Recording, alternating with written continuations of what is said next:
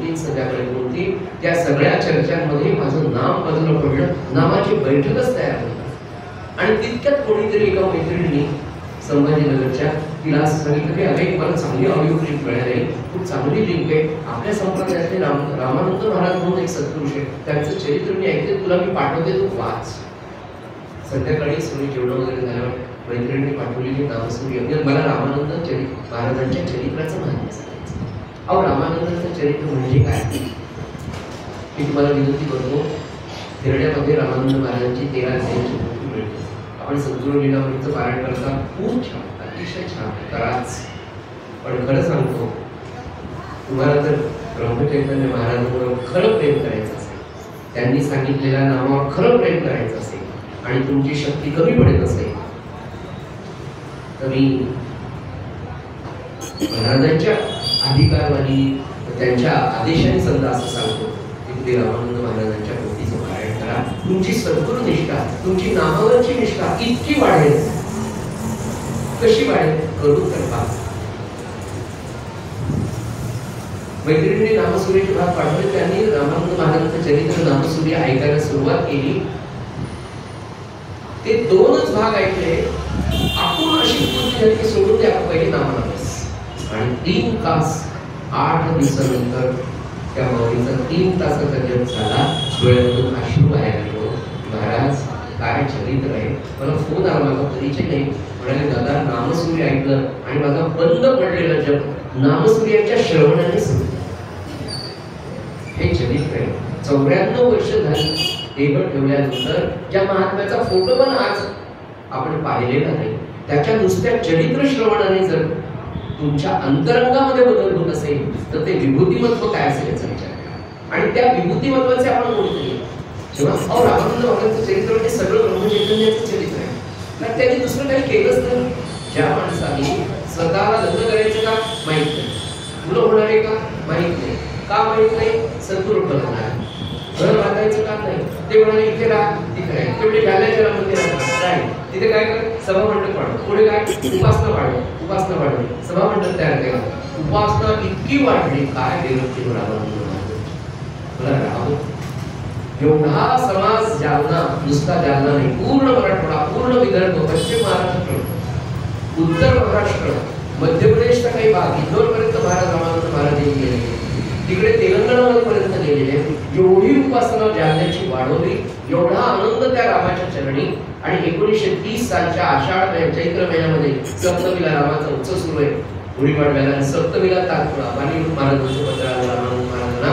पांडुरंगा उत्सव संपल्यावर या वर्षी श्रावण महिन्यात चातुर्मास 13 कोटी संकल्प असतात. संकल्प तुम्हाला करायचा आणि त्याची समाप्तीही करण्यासाठी तुम्हाला गोंगावलेला कायमचं यायचंय. महाराजांचं पत्र रामाला दाखवलं, कपाळाला लावलं, वाचून दाखवलं. रामा माझ्या सद्गुरूंनी मला बोललं, आता तुला देखील सोडून मी जाणार आहे गोंगावलेला.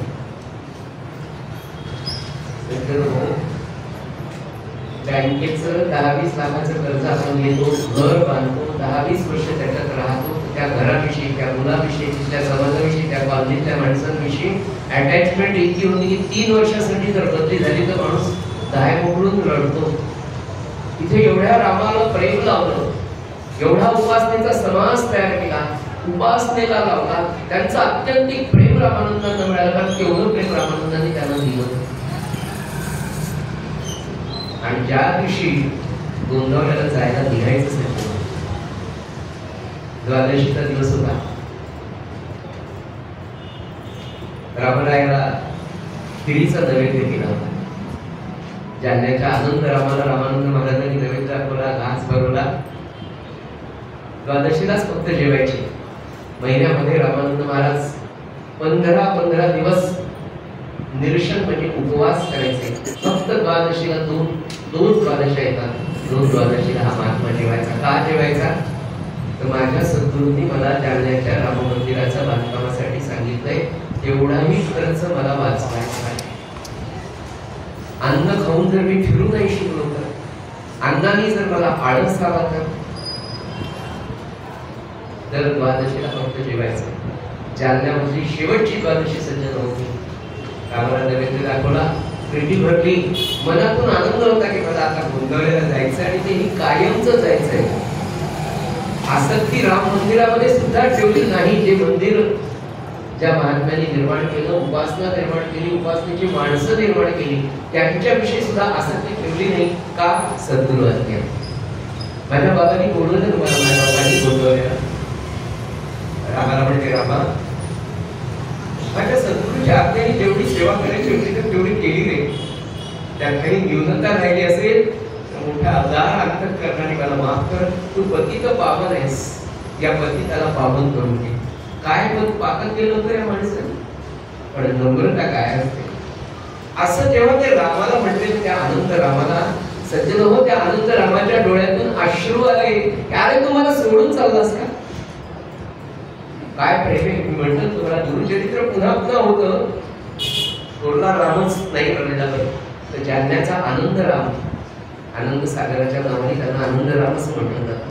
त्या आनंद सागराच्या डोळ्यातून अश्रू आले की अरे रामानंद मला सोडून जातोस ना. तो रामाचा खरा आनंद तोच होता ना. त्या जालन्याच्या रामाचा आनंद कोण होता? ब्रह्मचैतन्याचा पांडुरंग हा त्या जालन्याच्या रामाचा आनंद होता. आणि तो रामानंद आज मला सोडून जातो म्हणून रामाच्या डोळ्यात सजन वाटतो. रामानंद महाराज यथावकाश घेऊन गेले. पुढचा इतिहास फार सुंदर आहे, तो विषय आजचा नाही. सद्गुरू प्रल्हाद महाराजांचीच इच्छा होती की माझं चरित्र सुरू करण्याच्या आधी माझ्या बापाचं सांगा आणि मगच पुढे बोलतो. मी काही ठरवलेलं नव्हतं आणि काही माझ्या विषयामध्ये आज नव्हतं. सज्जनो, प्रामाणिकपणे अशा रामानंद महाराजांचे प्राणप्रिय असलेले शिष्य, त्यांना बुद्धची माणसे कोण? सद्गुरू प्रल्हाद महाराज. ब्रह्मचैतन्य रचिला पाया, आपण म्हणतो ना ज्ञानदेवे रचिला पाया वारकरी संप्रदायामध्ये. आणि तुका झाला से कळस सज्जन अगदी तसं गोविचारी फार. बुलढाणा जिल्ह्यामध्ये मेहकर तालुका जुना, आता सिंदखेड राजा तालुक्यामध्ये साखरखेडा नावाचं गाव आहे. आणि या साखरखेडा नावाच्या गावामध्ये 1850-60च्या काळामध्ये वेदशास्त्र संपन्न मुकुंद शास्त्री काळे नावाचे एक महान विद्वान पुरुष आणि त्यांच्या पत्नीचं नाव गंगा, अनेक 5 पिढ्यापासून ज्यांच्याकडे अग्निहोत्र आहे असं हे काळे घराणे. मुकुंद शास्त्री काळ्यांकडे गेल्या 5 पिढ्यापासून अखंड स्मारक अग्निहोत्र आहे. आणि जिथे अखंड अग्निहोत्र असतं तिथली पवित्रता, त्या घराण्यातली पवित्रता, त्या घरातले संस्कार किती दिव्य असतात ते मी वेगळं सांगायची गरज नाही. मुकुंद शास्त्र्यांचं हे पवित्र घराणं. आणि त्याही पेक्षा दुसरं सांगतो, त्यांच्या पत्नी ज्या होत्या गंगामाय, त्या गंगामाय लोणारच्या आणि सखाराम महाराजांच्या दोन्हीच्या जवळ एक छोटंसं गाव आहे, आजही छोटं गाव आहे, वेणी नावाचं. गावाचं नावच वेणी. या वेणी गावामध्ये वामन शास्त्री किंबवणे नावाचे एक महान सत्पुरुष स्थळ. यांच्या घरी त्या काळातले नरसिंह सरस्वती स्वामी महाराज, आळंदीच्या दत्त संप्रदायाचे आळंदीचे नरसिंह सरस्वती स्वामी नावाचे एक महान सत्पुरुष त्यांच्या घरी आले.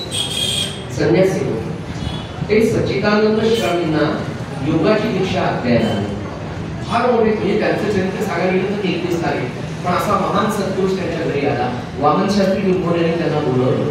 त्यावेळेला वामन शास्त्री किंबवणेची छोटी 5 वर्षाची गंगा नावाची मुलगी, ती त्यांना 5 मुले होती. त्यापैकी 5 वर्षाची मुलगी नरसिंह सरस्वती स्वामी महाराजांसारख्या संन्यासी सत्पुरुषांनी जेव्हा पाहिली तेव्हा वामन शास्त्रामध्ये म्हणाले त्या मुलीला माझ्याजवळ देतात. 5 वर्षाची मुलगी महाराजांनी, संन्यासी असलेल्या महाराजांनी त्या लेकराला आपल्या मांडीवर बसवलं आणि उपदेश केला आणि सांगितलं वामन शास्त्रीला, 5 वर्षाची होता गंगामाय, 5 वर्षाची मुलगी वामन शास्त्रींची. आणि स्वामी सांगतायत नरसिंह सरस्वती स्वामी महाराज आळंदीचे, वामन शास्त्री आपण फार भाग्यवान आहात. या गंगा मायच्या पोटी प्रत्यक्ष हनुमंत जन्माला येणार आहे. लेकरू अजून मोठंही झालं नाही, त्याचा विवाहही झाला नाही. आपल्याला आठवत असेल गीताबाईंच्या उदरामध्ये जेव्हा ब्रह्मचैतन्य महाराज होते ना, तेव्हा एक बैरागी आला होता. महिना गीता महिना 8वा महिना सुरू होता. तो उत्तरेतून निघाला होता, त्याला रामेश्वरला जायचं होतं. संध्याकाळच्या भोजन प्रसादासाठी आणि मुक्कामासाठी तिथे आला आणि गंगाबाई जेव्हा त्याला वाढायला आल्या त्यावेळी फक्त आईकडे, तिच्या पायाकडे आणि चेहऱ्याकडे पाहिलं. तेव्हा तो बैरागी म्हणाला, मेरे लाल मेरे भगवान भोलेनाथ, तुझे तो तेरा दर्शन यही हो गया. आणि तो तिथूनच परत गेला. उदरामध्ये महाराज होते तेव्हा त्या बैराग्याला झालं. आपली म्हणून मी म्हटलं तुम्हाला ही परंपरा इतकी श्रेष्ठ आहे की हे देखील 5च वर्षाचे आहे, अजून ऋतुस्नातही झालं नाही, विवाहही झाला नाही, तरी नरसिंह सांगतात की तिच्या पोटी एक महान संत निर्माण होणार आहे. हनुमंत अंश रूपानीच्या पोटी अवतार घेणार आहे आणि महान कार्य, लाखो जीवांचा उद्धार करणारा महान सत्पुरुष तिच्या पोटी जन्माला येणार आहे. नरसिंह स्वामी निघाले. त्याला पुन्हा एवढं प्रेम आलं त्या लेकराचं, पुन्हा तिला जवळ घेतला आणि स्वतःच्या पादुका पायाच्या खडावा तिला दिल्या. 5 वर्षाचं लेकरू पादुकांकडे पाहू लागलं. तिला काही कळेना. नरसिंह सरस्वती स्वामी महाराज म्हणाले, बाळा ह्या खडावा चुलीमध्ये टाकून दे. 5 वर्षाचं लेकरू दुरदुर धावत गेलं, चुलीमध्ये टाकून दिल्या. पटकन वाहून शास्त्री त्या उचलून घेतल्या. तेव्हा नरसिंह सरस्वती स्वामी महाराज म्हणाले, अत्यंत आज्ञाधारक आणि गुरुपालन करणारा सत्पुरुषीच्या पोटी जन्माला येणार.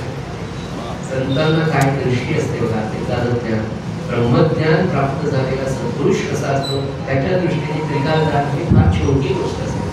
आपल्याला सोडवायला त्यांनी आमच्या मनात ओळखलं. महाराजांनी सांगितलंय, नामाची एक अवस्था आली ना, ते येणारा माणूस काय करणार आहे, त्याचा काय प्रश्न आहे, तो काय विचारणार आहे, त्याच्या मनात काय आहे. ते नामाची एक अवस्था आली की कळतं ह्या नामामध्ये छोट्या छोट्या सिद्धी आहेत, याच्या मागे लागू नका. काय सावधानतेचा इशारा आपला बाप देतोय आपल्याला. आपली ती अवस्था काल आलेली नाही, पण त्यांच्या कृपेही येईल. नामात आपलं नाही. यथावकाश गंगाबाईचा आणि वेदशास्त्र संत मुकुंद शास्त्री काळेंचा विवाह झाला. त्यांना पहिली 2 अपत्ये झाली. ती दोन्ही अपत्य मुकुंदशास्त्रींची अत्यंत विद्वान आणि अत्यंत आचरणशील. मुकुंदशास्त्रींना एकूण 4 अपत्ये झाली. पहिले वासुदेव शास्त्री, त्यांना बाबाजी म्हणत, महाराजांचे मोठे भाऊ. त्यांना केवळ 32 वर्षांचा आयुष्य. 1885 चा त्यांचा जन्म. रामानंद महाराजांपेक्षा 1 वर्षांनी मोठे होते बाबाजी. दुसरे 1889 साली 1990 साली गोपाळदादा म्हणून तुम्हाला आले. आणि 1893 माघ अमावस्या मुकुंद शास्त्रींना 3रं अपत्य परमपूज्य समर्थ सद्गुरू प्रल्हाद महाराज. सदैव हे अपत्य जन्माला येण्याच्या आधीची गोष्ट आहे. गंगाबाई 3ऱ्या वेळेला गरोदर होत्या आणि यथावकाश तत्कालीन पद्धतीप्रमाणे मुकुंद शास्त्रींचे आई आणि बाबा वार्धक्यात थकले होते, म्हणून 3रंही बाळंतपण माहेरी करायचं ठरवलं. आणि गंगा माय 3ऱ्या बाळंतपणासाठी वेळीला आल्या. वामन शास्त्री अत्यंत विद्वान, अत्यंत आचरणशील आणि महान भागवतकार आणि सखाराम महाराज गुरूंचे अत्यंत भक्त असलेले. 6वा-7वा महिना होता आणि गंगा माय आपल्या बाबांना, बाबा मला भागवत ऐकावं वाटतं. त्यांच्या घरी पांडुरंगाचं असं सुंदर मंदिर होतं. म्हणजे मला उद्यापासूनच सुरू करू आपण भागवत सप्ताह. आणि आपल्या लेकीला स्वतः वामन शास्त्री भागवतातली कथा सांगू लागली. कथा सांगता सांगता भक्त प्रल्हादाची कथा ऐकली तर पोटात बाळ हलू लागलं. करू लागलं. भक्त प्रल्हादाची कथा त्यांनी तिथेच ऐकली. त्याच्या आईला कैलाधुला नारदांनी सांगितलेला मंत्र, ही सगळी भगवंताची कथा त्या बाळाने पोटात ऐकली. यथावकाश माघ महिना आला. गंगाबाई म्हणतात, बाबा समर्थांची दासनवमी येते, मला दासबोध श्रवण करायचं. अत्यंत सात्विक असलेले बाबा म्हणाले, माय तुला दासबोध तर सांगतो पण आत्मारामही सांगतो म्हणाले. दासबोध शिकवला, आत्माराम शिकवलं हे समजून सांगितलं आहे की कोण नको. मागा निरूपले कीर्तन सगळा तरी पावलं. आता एका विष्णू स्मरण तिसरी भक्ती श्रीराम सद्गुरू प्रल्हाद महाराजांनी पोटातच ऐकली. महाशिवरात्रीचा दिवस शंकराची पूजा केली. आनंद आनंद चालला होता. यथावकाश पौष महिना. वेणीमध्ये गंगाबाईच्या ज्या सगळ्या मैत्रिणी होत्या, 1893 चा काळ आहे. मैत्रिणी याला म्हणते, अगं आता संक्रांत आली, मी नारळ लुटायचं ठरवलं. एक जण म्हणाले, माझ्या शेतात मोठ्या ठिकाणचं आहे, तेच मी ठरवले. तत्कालीन पद्धतीप्रमाणे तू संक्रांतीला काय लुटणार म्हणून चर्चा चालली होती. ही झाली, ती झाली, ती झाली, चौथी सखी झाली. आणि एका सखीने गंगाबाईला विचारलं, माय तू काय लुटणार आहेस यावर्षी? तुझी तर अवघड परिस्थिती आहे, मग कसं करशील तू संक्रांतीचा वाण, काय लुटणार आहेस? गर्भस्थ असलेला पुण्यवान महात्मा, त्याची जी आंतरिक इच्छा होती ती गंगाबाईच्या मुखातून बाहेर पडली. ती आपल्या मैत्रिणींना म्हणाली, सगळ्यांना काय सांगू का, खरं सांगू का माझ्या मनात काय? मला तर तुला नारळ लुटा वाटतात, तुला खत लुटावे वाटतात. मला असं वाटतं की आपल्या घरातल्या सगळ्या चीज वस्तू लुटून टाकाव्या. घरातलं धान्य, वस्त्र, सोनं नाणं सगळं लुटून टाकावं. ब्राह्मणांना दक्षिणा द्यावी, गरिबांना जे हवं ते द्यावं. आणि एका मारुतीच्या मंदिरात जाऊन राहावं, रामनाम घेत राहावं, भिक्षा मागून अन्न आणावं आणि भिक्षा मागूनच खावं असं मला वाटतं. सज्जन काय डोहाळे आहे त्याच्याकडे, म्हणजे काय पवित्र आत्मा असेल. एक लक्षात घ्या, एखादा संत महात्मा निर्माण व्हायला, अहो साधं कुंडीमध्ये एखादं झाड आपल्याला मोगऱ्याचं टिकवायचं, 4 वेळा कुंड्यात 5 वेळा माती बदलून खत टाकून चांगल्या नर्सरीतून आणलेलं मोगऱ्याचं झाड आपल्या हाताने लागत नाही.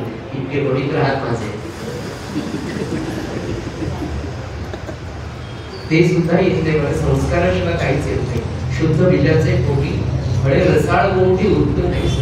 एवढी पुण्यमान परंपरा मोदींची आहे.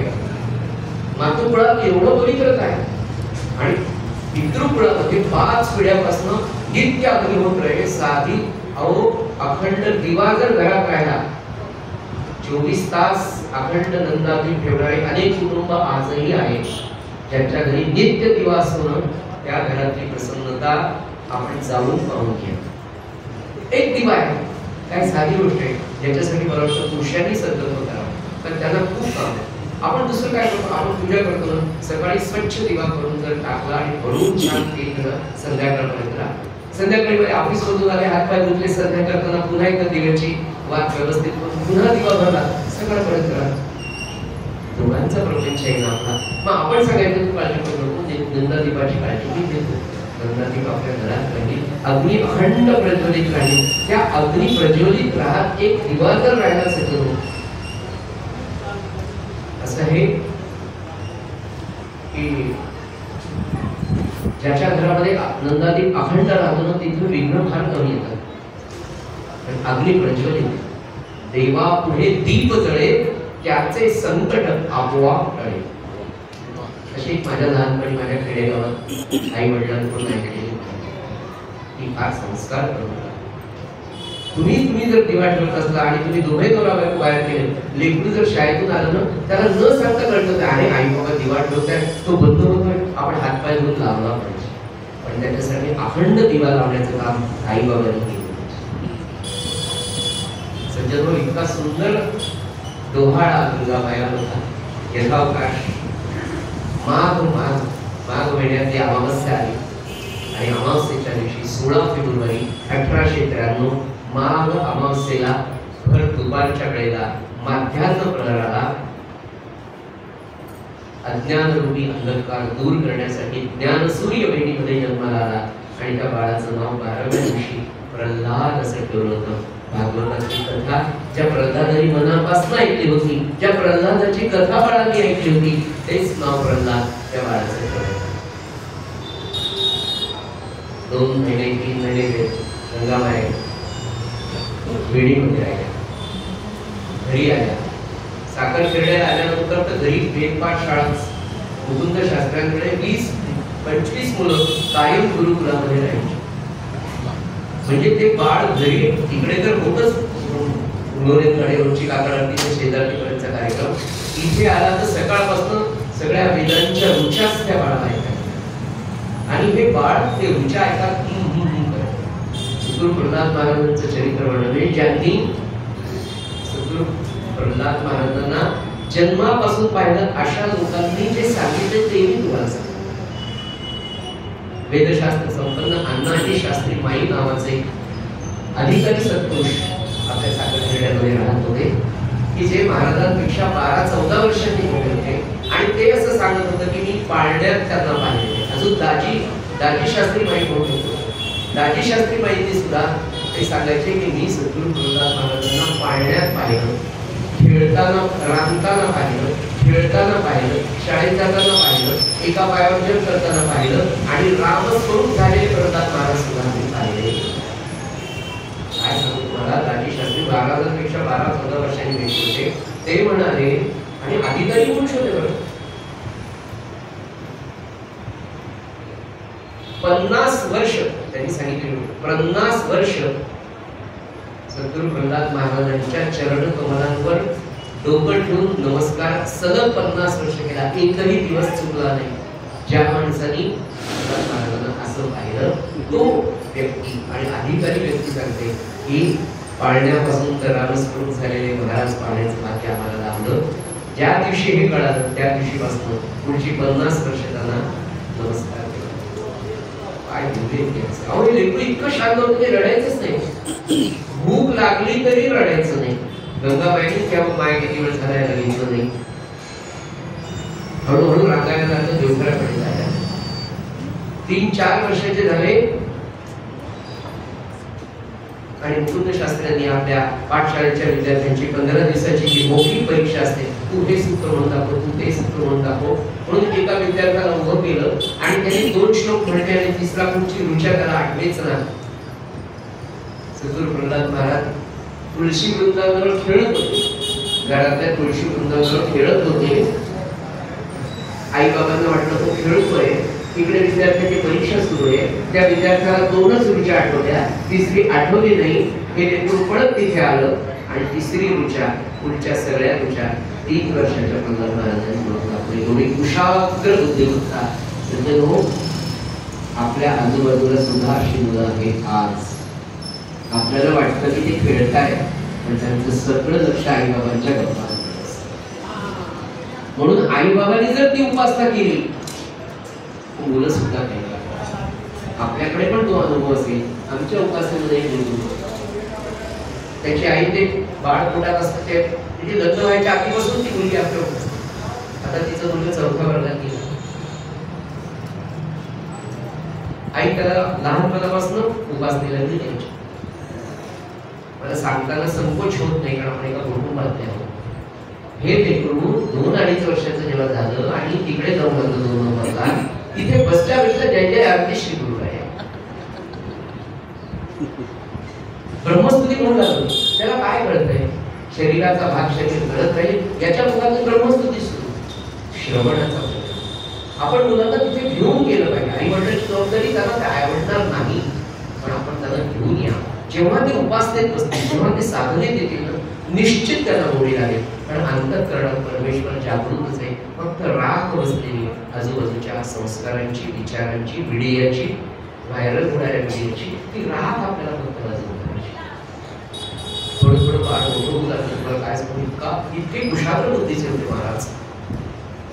शाळेत घातलं कधीच वेटाळ्यात, वेटाळ म्हणजे गल्ली कॉलनी, विदर्भामध्ये वेटाळा शब्द वापरतात गल्लीला किंवा कॉलनीला. वेटाळ्यातल्या कधीच कोणत्याच मुलाशी सद्गुरु बाळ प्रल्हादाचं भांडण झालं.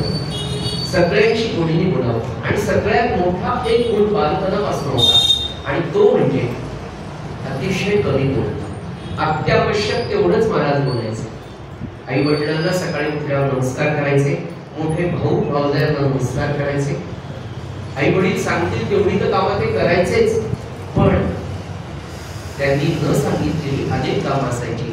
सोळ्याचं पाणी गोड्या पाण्याची विहीर वेगळी, खाऱ्या पाण्याची विहीर वेगळी. खारं पाणी वापरायला, गोड पाणी पिण्यासाठी ते सोळ्यामध्ये आईला एकटीला आणायला जायचं तर ते पाणी आणण्याचं काम न सांगता सद्गुरू प्रल्हाद महाराज बालपणापासून आईला भोगावती नदीवर किंवा त्या तलावावर धुणं धुवायला जायला लागायचं.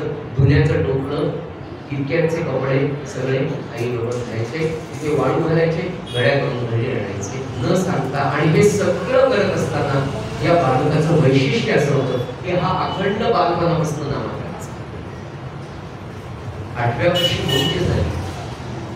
गुरुजीच्या आधीचा एक स्थिती, खेळता खेळता आई मी खेळायला जाऊ का? हो. मुलांमध्ये खेळायला जायचं, सगळी मुलं खेळायला लागायची. आणि खेळता खेळता एक दिवस सगळी मुलं आपल्या साखर खेड्यामध्ये मंदिराच्या जवळच जुना आता पडलाय तो एक किल्ला होता आणि मोठमोठ्या गड्या होत्या, त्या उंच गड्या. किल्ला पडलेला होता, त्याच्यात छोटी छोटी भुयार होती. मुलांबरोबर खेळता खेळता बाल प्रल्हादाला काय उठी आली, नामाची आठवण आली आणि त्या किल्ल्यावर चढत गेला आणि एका भुयारामध्ये जाऊन दुपारी 12-1च्या दरम्यान जपाला बसला आणि जपामध्ये वयाच्या 6व्या वर्षीची घटना सांगते.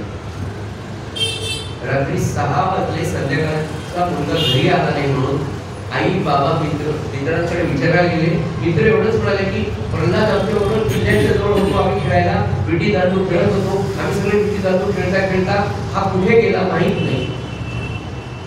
रात्रीचे 8 वाजून गेले होते. कंदील चिमण्या घेतल्या, 2 कंदील घेऊन मोठे भाऊ बाबा किल्ल्याच्या दिशेने गेले. किल्ल्याच्या जवळपास कुठे गेले दिसेना, आतमध्ये गेले, सगळा किल्ला पाहिला. शेवटी एक भुयार राहिलं होतं, कंदील घेऊन त्या भुयारात अंधारात गेले. तिथे शांतपणे 6 वर्षाचा मुलगा, डोळ्यावर अतिशय शांत भाव, तेजस्वी चेहरा आणि मुखाने हळूहळू श्रीराम जय राम, श्रीराम जय राम जय राम म्हणतोय. कंदिलामध्ये देव पाहिला, त्याला भालवून ठेवलं. झोपेतून जागा बाबा त्या पद्धतीने जागा झाला. घरी आणलं, कोणी रागवलं. गंगाबाईने जवळ घेतलं, बाळा कुठे होतास रे? आई मी किल्ल्यामध्ये होतो. काय करत होता? जप करत. आणि किती अंधार होता, तुला घाबरला नाहीस का? आई मला घाबरणं झालं नाही, मला भीती नाही वाटली, कारण माझ्या जवळ मारुती काय बसते. 6 वर्षाचा माझ्या बाजूला मारुती काय बसले होते. आई मला भीती कशी वाटेल? मी नाव सज्जनो, आज साखर खेड्यातलं आपलं जे रामानंद महाराजांचं मंदिर आहे, हे मूळ मंदिर 250 वर्षांपूर्वी बालनाथ विष्णूचं बालविष्णूचं तेव्हा ते मंदिर गावाच्या बाहेर होतं. आणि बाल प्रल्हादाला नामाची एवढी उंची यायची आणि त्याला एकांतता हवी असायची. तर हे लेकरू त्या बालनाथाच्या मंदिरात जायचं आणि अशी भगवान विष्णूची मूर्ती अशी उंच, कोणी फिरकायचं नाही फार. सकाळी पुजारी एकदा पूजा करून गेला की भगवंताची आणि पुजाऱ्याची तुमची नाही होती. भगवान विष्णूची भेट संध्याकाळीच, दिवसभर मंदिर रिकामच. आणि हा बरोबर 7 वर्षाचा बाळ प्रल्हाद त्यांनी पाहून ठेवलं की इथे दुपारी कोणीच नसतं. भगवान विष्णूंचं मंदिर. 6 वर्षाचा मुलगा, कुणी सांगितलेलं नाही, पटकन एक छोटस आसन घेऊन जायचा आणि आसनावर बसून नाही सज्जनो, एका पायावर बरोबर श्रीराम जय राम. 6 वर्षाचा मुलगा तासनतास जप करायचा. असं दिवसा व्हायचं. हळूहळू आईला सांगून रात्री जाऊ लागला. आणि रात्री जाताना ज्यांनी ही घटना पाहिली त्या आमच्या साखरखेड्यामधल्या आपल्याला माहित असेल, देशपांडेंच्या घराण्यातल्या उमा काकू देशपांडे नावाच्या एक अत्यंत साध्वी अशा महिला.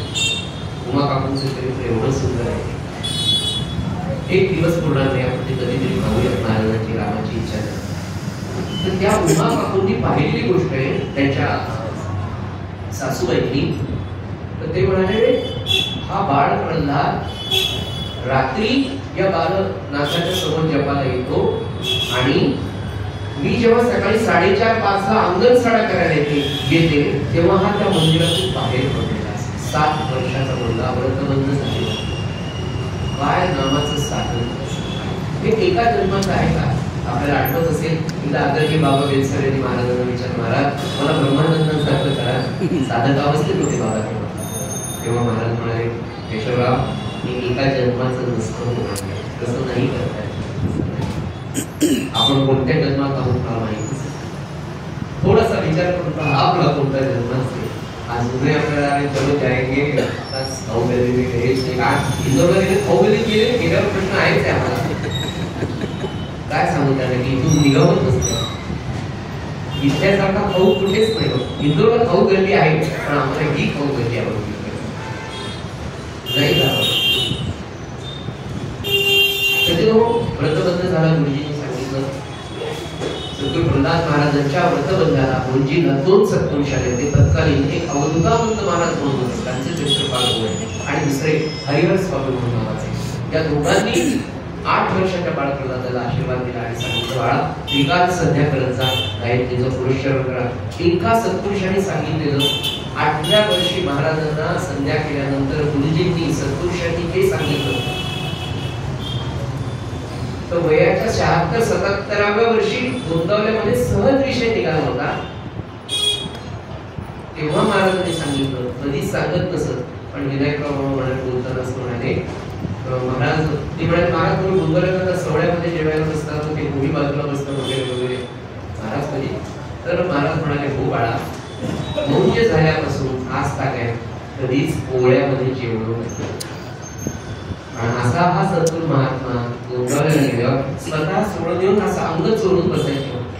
विनायकराव जवळ बसायचे की इकडनं कोणी येऊ दे कपडे घातलेला, पण तिकडनं विनायकराव म्हणले, महाराज इकडनं कोणी आलं तर अरे आणि नेमका एक विचार घातलेला माणूस महाराजांच्या बाजूने येऊन बसला. विनायकरावांच्या पोटात मुळा की माझ्या सद्गुरूंनी आयुष्यभर सोहळ्यामध्ये जेवण केलं, आता हा विचार मला लागतो की काय. महाराज एक मनामध्ये त्यांच्या मनात आलं की महाराज म्हणले, अरे काळजी करू नको, महाराज कोणत्या स्वरूपात माझ्या बाजूने येत असतील आपल्याला माहिती का. आणि नेमकं त्यांनी पाणी सांडलं, महाराजांच्या पात्राखालून ते पाणी गेलं. महाराज त्याला म्हणले, विनायकरावांनी काळजी करू नका, हे गोंदावल्यातलं महाराजांचं तीर्थ आहे. हा दृष्टिकोन गोंदावल्याला जाताना आपला असावा. गुरुच्या घरी कसं वागावं, गुरुच्या घरची गैरसोय ही सोय मानून घ्यायची असते. तिथे चपला घालायच्या नसतात, तिथे मला कोणी नमस्कार करायचा नसतो. ही परंपरा आहे. जे थोरले महाराज येडेगावला गेल्यावर करत होते, जे रामानंद महाराज गोंदावल्याला गेल्यावर करत होते, तेच माझे सद्गुरू मौलींनी गोंदावल्यात केले. संजय गोंदावल्यात जाताना प्रल्हाद महाराजांचं चरित्र का लक्षात ठेवायचं, रामानंदांचं चरित्र का लक्षात ठेवायचं की आपल्याला ब्रह्मचैतन्य महाराजांवर प्रेम करता येत नाही, ते शिकण्यासाठी हे करायचं. त्यांचे हे महान सत्पुरुष, त्यांचे हे महान शिष्य कशी घडले, त्याचं थोडं तरी संजय आपल्याला येण्यासाठी ही तळमळ. मला लाभ नाही असं नाही, पण त्या मार्गावर तर आपण चालूया की हा सिलेबस आहे, एवढा होमवर्क आपल्याला करायचा, त्याच्याशिवाय आपल्याला यश येणार नाही. परमार्थातला हा सिलेबस आहे. भावना, महाराज म्हणाले ना, भाव शुद्धता आणि तळमळ हा परमार्थाचा प्राण. ही तळमळ महाराजांचा. आणि 8व्या वर्षी मौंज झाल्याबरोबर त्या दिवशीपासून गुरुजींनी त्रिकाल संध्या आणि सज्जन हो वयाच्या 8व्या वर्षी म्हणजे झाल्याबरोबर गायत्रीचं पुरस्चरण कोणीही न सांगता सद्गुरू प्रल्हाद महाराजांनी सुरू केलं. आणि गायत्रीचा सकाळचा 11 साडे 11 वाजेचा जप झाला, अग्निकार्य झालं की दुपारचा अखंड वेळ अखंड चिंतन. महाराज बोलतच नसायचं, आवश्यक तेवढंच बोलणं, म्हणजे व्यर्थ गप्पा गोष्टीत वेळ घालू नका हे थोरल्या महाराजांनी सांगितलं. आणि प्रल्हाद महाराजांनी आपल्या जीवनचरित्रात जन्मापासून तर अखेरच्या श्वासापर्यंत पाहिलं, नामाशिवाय बोललेच. कधी कधी असं वाटतं की कुंभोरीकर महाराजांचं प्रारंभ काय होईल, त्याला कोर्ट कचेऱ्या वगैरे तरी करावं लागेल, पण त्या करताना सुद्धा त्यांचं नाम चुकलं नाही माहिती आहे. पण महाराजांच्या बाबतीत काय सांगू, काहीच नाही, नाम नाम नाम अखंड नाम. यथावकाशी रामानंद महाराज 10व्या वर्षी एक दिवस रामानंद महाराज जेव्हा चातुर्मासासाठी म्हणून हिरोळ्याला जात होते, महाराज त्या किल्ल्याच्या जवळ मित्रांसोबत खेळत होते आणि एक तरुण साधू 14-15 वर्षाचा, छोट्या छोट्या पिशा, छोटी नळी दाढी, त्यांच्या तुमच्या लंगोटी घातलेला, भस्म लावलेला एक साधू चढ फास्ट असा केला. सगळ्या मुलांनी पाहिला आणि लगेच 10 मिनिटांनी 5 मिनिटांनी पूर्ण त्याला विसरून गेले, खेळायला लागले. प्रल्हाद महाराज त्या रस्त्याकडे पाहत पळत त्याच्या मागे गेले, पण तो साधू इतका, तो तरुण योगी इतका जोरामध्ये गेला त्यांना पाहत, पण ते रूप त्याच्या मनात इतकं घट्ट बसलं. ती पहिली रामानंद महाराजांची प्रल्हाद महाराजांचं दूरदर्शन. 1-3 दिवस राहिले, 8 दिवस राहिले, आई बाबाला म्हणते आणि तुम्ही निरोप आला की निधोळ्याला एक तरुण साधू आला, घरामध्ये चर्चा झाली. हळूच गंगाबाईला म्हणजे आईला म्हणाले, आईला ते मायबाई म्हणायचं, प्रल्हाद महाराज स्वतःच्या आईला मायबाई म्हणून आपल्या हिरड्याच्या याच्यामध्ये कोणत्याही स्त्रीला मायबाई म्हणायचं. महाराजांचं काय सांगतो, प्रल्हाद महाराज म्हणाले कोणत्याही स्त्रीला वहिनी म्हणून नका. काय वेगळं होतं, वर नारी माना माता. तुम्ही जर तिला वहिनी म्हटलं तर तुम्हाला तिची थट्टा करण्याची इच्छा कधीतरी होऊ शकेल. म्हणून तिला जुन्या काळी बहिणीला बाई म्हणायचं, बाई मोठ्या बहिणीला बाई म्हणायचं, तर मायबाई म्हणा असं म्हणायचं. एवढा संस्कार एक गोष्ट आपण श्रवण केली तर कधीतरी आपण 50% तर वापरून काय संस्कार आहे महाराजांचा. तर असं यथावकाश एक दिवस रामानंद महाराजांच्या दर्शनाला गेले. रामानंद महाराज त्या किनवड्याच्या चैतन्य कुटीमध्ये ध्यान लावून बसले होते. सकाळची मानसिक झाली सुरू होती महाराजांची आणि पायी गेले. साखर खेरड्यावरून चिखलीवरून किनवडा 3 मित्र घेऊन, 3च मित्र, एक महाराज आणि 2 मित्र घेऊन चालत गेले. रामानंद महाराजांचं पहिलं दर्शन झालं आणि म्हणाले, महाराज पहिल्यांदा जेव्हा रामानंदांनी डोळे उघडून पाहिलं, 3 छोटी मुलं होती, त्यात 10 वर्षाचा बाळ प्रल्हाद होता. पहिला प्रश्न रामानंदांनी विचारला, बाळ कोण आहेस तू, कुठून आलास? आज जोडून 10 वर्षाचं लेकरू म्हणतो, महाराज ते जाणून घेण्यासाठी तुमच्याकडे आलो. मी कोण आहे, मला कुठे जायचं? हाच तर भारतीय तत्वज्ञानाचा सगळ्यात महत्वाचा प्रश्न आहे की मी कोण, मी कुठून आलो, मला कुठे जायचंय, माझा साधन मार्ग कोणता आहे जीवनभराचा, हे भारतीय तत्वज्ञान सांगतो, हे भारतीय अध्यात्म सांगतं. हा पहिला संवाद आहे. महाराजांनी पहिल्यांदा दूध प्यायला गेलं, घेऊन घेतलं त्या दिवशी. दुसऱ्या दिवशी त्याला निघेना ते बाळाला मी लोणीला जाताना तुझ्या घरी साखर खेळायला गेलो. पहिलं दर्शन बाळाला घरी आला. जेव्हा काय रामानंद महाराजांचं दर्शन झालं, महाराज घरी आले, साखर खेळायला आले आणि प्रल्हाद महाराजांचे जे मोठे भाऊ होते बाबाजी वासुदेव शास्त्री, अत्यंत विद्वान, अत्यंत विरक्त, अखंड यज्ञ करणारे, अखंड भागवत कथा करणारे, पैसे मिळवण्यासाठी नाही, फक्त भगवंताची कथा करावी म्हणून त्यांनी कथा करावी, असे बाबाजी एवढे मोठे साधक होते. त्यांचं आणि महाराजांचं, रामानंद महाराजांचं प्रेम जडलं. काळे कुटुंबियांचे आणि रामानंद महाराजांचे अत्यंतिक कौटुंबिक संबंध निर्माण झाले. आणि एक दिवस रामानंद महाराज गंगाबाईला म्हणतात, माय तुझं प्रल्हाद मला देशील का? काय क्वालिफिकेशन. सद्गुरू म्हणतो, एका आईला म्हणतो, मला सांगा काय वाटलं असेल त्या आईला की मी कोणाला जन्म दिला. रामानंद महाराज कोण आहे हे मायबाई जाणून होते, बाबाजी शास्त्री जाणून होते, मुकुंद शास्त्री जाणून होते, आणि ते रामानंद महाराज म्हणतात की माय तुझा प्रल्हाद मला देशील का? स्पॉन्टेनियसली, इमिडिएटली गंगाबाई म्हणत्या दिला. महाराज त्याचं केवढं भाग्य तुम्ही त्याला मागितलं. त्याच्यामुळे अशी संतती निर्माण करण्याची शक्ती स्त्रियांमध्ये, विचारली जी सृजनशीलता आहे ना, महान आहे. काय इलेक्ट्रिकची कार तांब्याची असो, ॲल्युमिनियमची असो, तिच्यातून शक्तीचा प्रवाह, विद्युत शक्तीचा प्रवाह अखंड सुरू असतो. ती उघडी ठेवता येईल का? तिला इन्सुलेशनची गरज आहे, कारण तिच्या शक्ती आहे. ती डीफ्रीजचं पण काम करते, ते कूलरचं पण काम करते, ते फ्रीजिंगचं पण काम करते, ते हीटरचं पण काम करते, कारण ती शक्ती आहे ती कुठे वापरायची हे मानवी जीवनात आपल्याला प्रपंचामध्ये शिकायचं असेल. अवकाश एक दिवस 1910 साल हनुमान जयंतीचा उत्सव, आणि हनुमान जयंतीच्या उत्सवाच्या दिवशी सकाळी सूर्योदय झाला, हनुमंताचा जन्म झाला. रामानंद महाराजांनी 1910 साली सद्गुरू प्रल्हाद महाराजांना अनुग्रह दिला आणि आपलं शिष्यत्व दिलं. आधीच नाव इतक्या प्रमाणात सुरू होतं, आता तर अनुग्रह दिल्यानंतर त्या नावाला एवढं तेज आलं, इतकं तेज आलं तुम्हाला काय. आणि हा अनुग्रह झाल्यानंतर 1910 साली महाराजांचं वय 17 वर्षांचं होतं. रामानंद महाराजांचं वय 24 वर्षांचं होतं. दोघंही ब्रह्मचारी आहेत, सद्गुरू ब्रह्मचारी आहेत, शिष्यही ब्रह्मचारी आहेत. दोघांच्या मनामध्ये आयुष्यभर नैष्ठिक ब्रह्मचर्य पाळून नाम साधना आणि गुरुची सेवा करायची.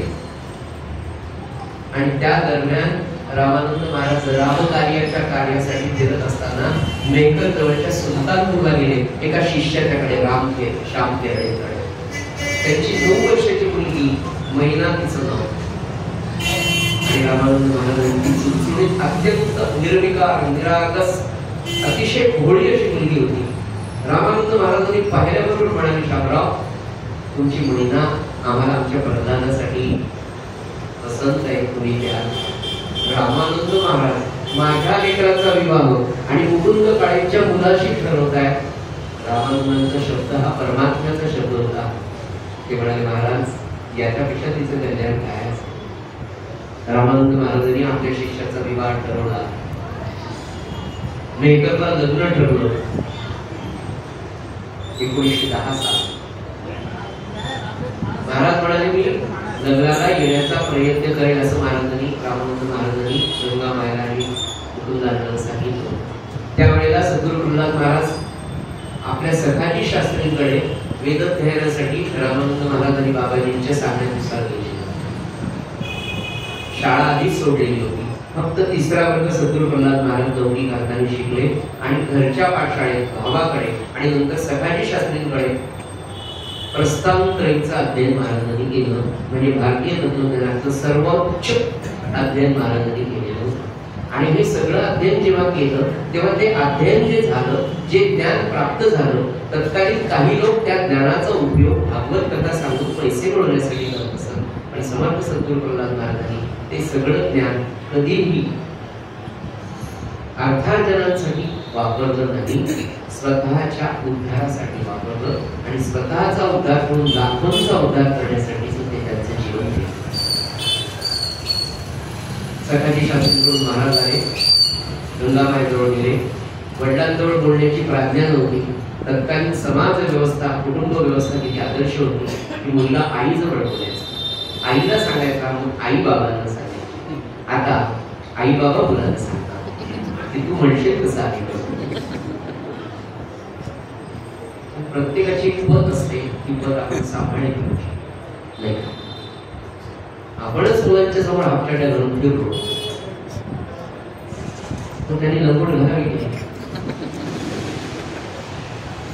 असो विषय थोडासा फार गंभीरतेने तू दे म्हणून सांगितला.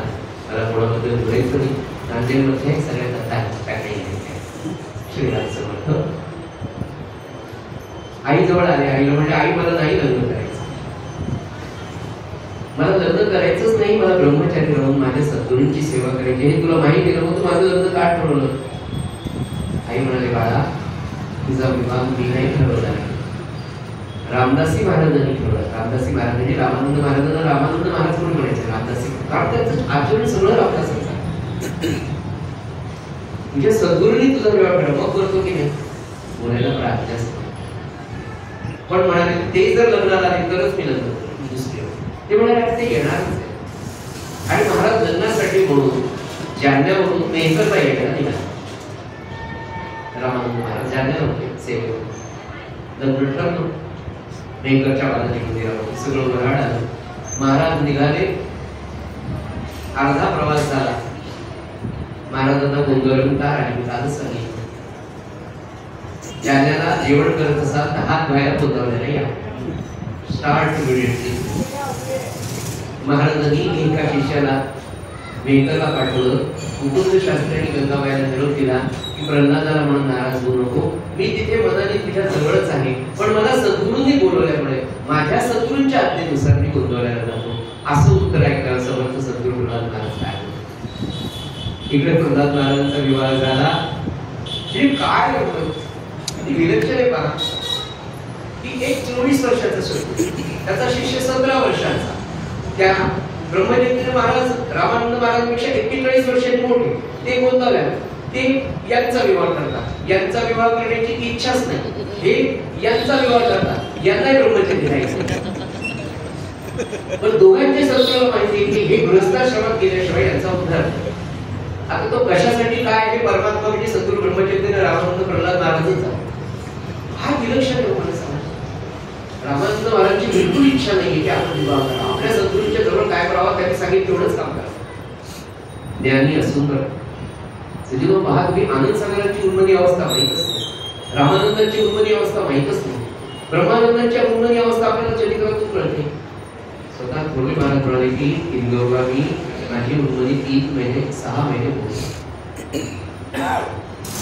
सगळे ब्रह्मज्ञानीच नाही, सगळे ब्रह्मज्ञानी सत्पुरुषे सज्जन आहोत. आपण काय भाग्यवान आहोत. आपल्याला दुसरं वाटतं माझं सासरा इतका, माझी सासू इतकी मोठी आहे, ते काय सगळ्या मायबाप आपले पहा यांचं चरित्र आपल्याला त्या परंपरेमध्ये आपण आहोत. काय सत्पुरुष आहे, काय पर्सनॅलिटीज आहेत म्हणतात तुम्हाला. हे चरित्र मुलांना बरोबर सांगितलं गेलंच पाहिजे. काय असे परत आणि पुन्हा सरळ यातून सध्या आपल्याला हे सांगायचं की मानवी जीवनामध्ये आपल्यासह आपल्या मुलांना सुद्धा आपल्याला हे सांगणं गरजेचं आहे की बाळांनो, आपण आयुष्यभरात एक तरी असं श्रद्धास्थान निर्माण करा, एक तरी व्यक्ती अशी पाहिजे की जी आयुष्यभर तुमच्यासाठी पॉझिटिव्ह थिंकिंगच करणारी असेल. तुम्ही कितीही निगेटिव्हिटी त्याच्यावर जर सांगितलं तर तुमच्या उद्धारातच तुम्हाला सांगेल असं एखादं व्यक्तिमत्व, असा एखादा जीवन आधार तुम्हाला पाहिजे. आणि तो सद्गुरूंशिवाय किंवा एखाद्या आध्यात्मिक गुरूंशिवाय मिळणं शक्य नाही असं मला वाटतं. की विश्वास आहे नाही, महाराज चुकणार नाही. ईश्वराचे जे मनोगत तेच माझे उचित, आणि इच्छेसाठी भगवंत अंतरूप नाही श्रीराम. आयुष्यात कोणती घटना घडली ती समर्थांची होईल की ईश्वराचे जे मनोगत मी चाललोय व्यवस्थित आहे, चालू एका निमित्त कट मारला, पडलो, हात फ्रॅक्चर झाला, ईश्वराचे जे मनोगत तेच माझे उचित. माझी इच्छा होती की हात मोडू नये, पण मोडलाय, फ्रॅक्चर झालाय, रॉड्स टाकलाय. इच्छेसाठी भगवंत अंतरूप नाही. एवढा विचार एवढा विचार हा आपली मग बाकीची पॉझिटिव्ह थिंकिंगची सगळी पुस्तकं वाचली, पण दासबोध नाही वाचली. ती काय होती, त्यांचा दोष नाही, त्यांचा दोष नाही. त्यांच्यापर्यंत दासबोध चांगला पोहोचवलाय. पण काम जे आपल्याला करायचं ते आपली पिढी करू शकलेली नाही. पण हीच मुलं जेव्हा बाहेरच्या विद्यापीठात जातात आणि तिथे one of the important text book is the Shrimad Bhagavad Gita for our syllabus तिकडे सांगतात. तुम्ही आमच्याकडे दासबोध आणि समर्थांचं व्यवस्थापन याच्यावर आम्हाला पुस्तकात अभ्यास. तिथे 2 पैसे 45 लाख रुपये भरून MS ला आमचा मुलगा तिकडे गेला, 60 लाख रुपये भरून तिकडे तो या सिलेबस मध्ये इथे आहे घरी नाही. विवाह झाला तिकडे रामानंदांचा विवाह आपण कालच पाहिला. यथावकाश सद्गुरू प्रल्हाद महाराजांचं लग्न झालं. जिजीबाई केवळ 9 वर्षांचे आहेत, 16-17 वर्षांचे. तत्कालीन समाज व्यवस्थेप्रमाणे तेवढा अंतर कॉन्स्टंट असतो. 7 वर्ष म्हणजे काहीच नाही, 10 असायचं, 15 असायचं, 20 असायचं. पण संसार त्यांचे चांगलेच झाले नाही झाले. 9 वर्षाची महिना घरी आली. यथावकाश योग्य वेळेला 5 वर्षांनी नुकतीच झाली. आणि समर्थ सद्गुरू प्रल्हाद महाराज ज्यांनी विवाह करताना सुद्धा आपल्या सद्गुरूंना सांगितलं की महाराज आपल्या आज्ञेने मी गृहस्थाश्रम स्वीकारतो आहे, पण आयुष्यभर नैष्टिक ब्रह्मचर्य पाळण्याचा माझा संकल्प आपणच पूर्ण करून देणार आहे. आणि तुमच्या आज्ञेने या गृहस्थाश्रमाच्या पाठावर पहिला पाय ठेवतो आहे. हे त्या दिवशी होतं. 5 वर्षांनी हा फलशोधनाचा प्रसंग आला. फलशोधनाच्या दिवशी ऋतुशांतीचा सगळा दिवसभराचा कार्यक्रम, नैवेद्य, वैष्णवदेव सगळं झालं, भोजन झालं, सगळं झालं. आणि योग्य तो कार्यक्रमाची वेळ संध्याकाळी आली. त्यावेळेला सद्गुरू प्रल्हाद महाराजांनी आपल्या सद्गुरूंना प्रार्थना केली की सद्गुरू रामराया, किती गोड आपल्या सद्गुरूलाच रामराया समजायचं. महाराज काय म्हणतात, सद्गुरू रामराया आतापर्यंत तुझ्या कृपेने ब्रह्मचर्याचं पालन झालं आणि यापुढेही ते होणार आहे. तुझी शक्ती माझ्या पाठीशी. आज या प्रसंगाला मला तोंड द्यायचंय. त्यावेळेला माझी वाणी, माझी सगळी काया तुझ्या चरणी. योग्य ते वर्तन माझ्याकडून करून घे आणि अखंड नैतिक ब्रह्मचर्याचं पालन होण्यासाठी मी आज या गृहामध्ये प्रवेश करत आहोत. तथावकाश जिजीमाय आल्या आणि तो जो संवाद दिसतो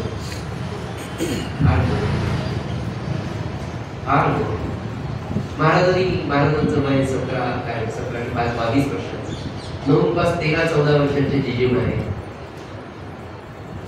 त्या खोलीमध्ये एका कोपऱ्यावर आसनावर पूज्य श्री प्रल्हाद महाराज होते. जिजीबाईंनी खोलीमध्ये प्रवेश केला. महाराजांनी एक आसन टाकलं, त्याच्यावर त्या होत्या.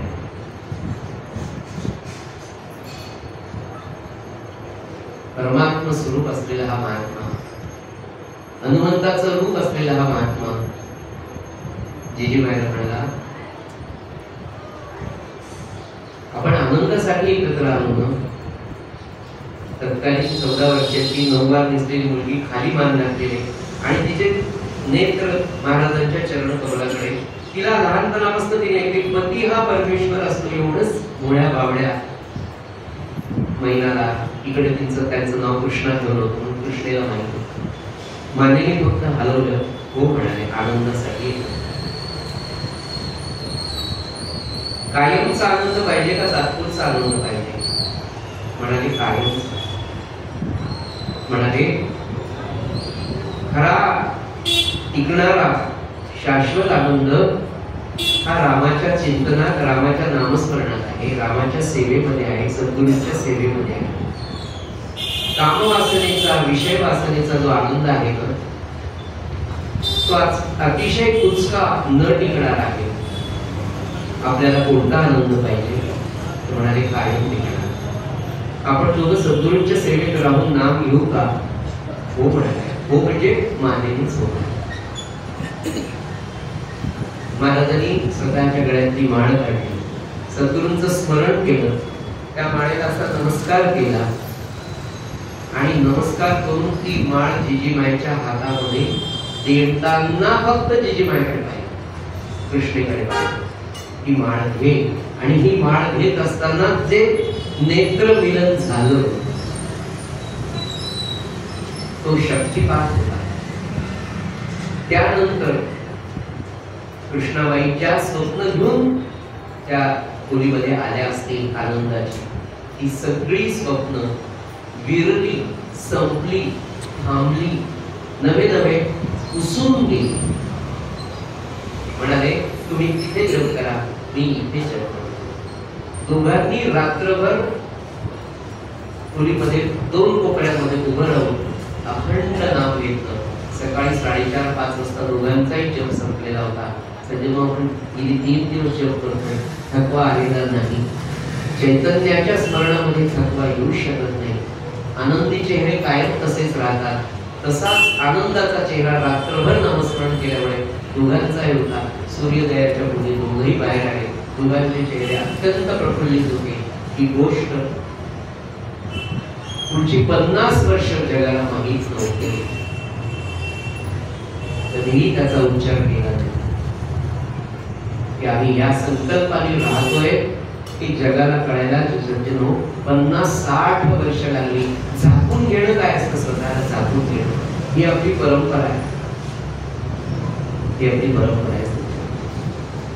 नैतिक ब्रह्मचर्य मुलाची पण जिजीमायेचा स्वभाव मी तुम्हाला काय सांगतो. महाराजांनी जो नेत्र कटाक्ष टाकला ना, अहो ती प्रकृती आणि हा पुरुष हे परब्रह्म आणि त्या परब्रह्माची ही मूळ माया. तुम्हाला सांगू का, कुठेही अतिशयोक्ती मी सांगत नाही बरं, की त्या आदिशक्तीला, त्या मूळ मायेला सगुणामध्ये प्रकट व्हायचं म्हणून प्रल्हाद महाराजांबरोबर त्यांची योजनाच आहे. ते परमात्मा स्वरूप प्रल्हाद महाराजा रूपाने या पृथ्वीवर आलं आणि ती आदिशक्ती, ती आदिमाया एका भोळसर साध्या भोळ्या निरागसी, तुम्हाला सांगू जिजीमाईचं बागणं यांनी पाहिलंय. कितीतरी खेळण्याचे लोक त्यांनी पाहिले. इतक्या साध्या भोळ्या की त्यांना म्हटलं की अगं गंगाबाई म्हणजे सासूबाई सांगायचं माय भिकारी आला, 2-3 पोळीचा तुकडा त्याला वाय. त्यांनी डब्यात त्या सगळ्या पोळ्या घ्याव्या. एक दिवस दुधाचे पैसे मागायला एक माणूस आला. म्हणले कृष्णा त्यांना दुधाचे पैसे दे तांब्यातले. जिजीमाईने तांब्या पैशाचा घेतला, सगळं साफ. इतकं साधं भोळं व्यक्तिमत्व, व्यवहाराचं ज्ञान नाही असं नाही. आदरणीय बाबा विल्सननी जेव्हा प्रश्न विचारला जिजीमाईला की तुम्हाला अपत्य झालं नाही, त्याचं दुःख नाही का, क्षणाचाही विलंब न करता जिजीमाई म्हणाल्या ही सगळी लेकरं माझीच नाही का. परमपूज्य सद्गुरू गुरुनाथ महाराजांनी देह ठेवल्यानंतर सगळ्यांनी महाराजांच्या चरणकमलांचं दर्शन स्पर्श करून घेतलं. शारदाईचा जोडीदार हिचं कुंकू होतं प्रल्हाद महाराज. त्या प्रल्हाद महाराजांच्या दर्शनाला जेव्हा गेल्या गुरु नमस्कार केला, सद्गुरू प्रल्हाद महाराजांच्या त्या पवित्र देहाला स्पर्श नाही केला, तेव्हाही लोकांनी प्रश्न विचारले, हो काय सांगू हा समाज काय कोणाला सोडत नाही, संतांना सुद्धा सोडत नाही हा समाज. तेव्हा ती म्हणाल्या काय काय म्हणाल महाराज जिजीबाई तुम्ही दर्शन स्पर्श करून नाही घेणार का.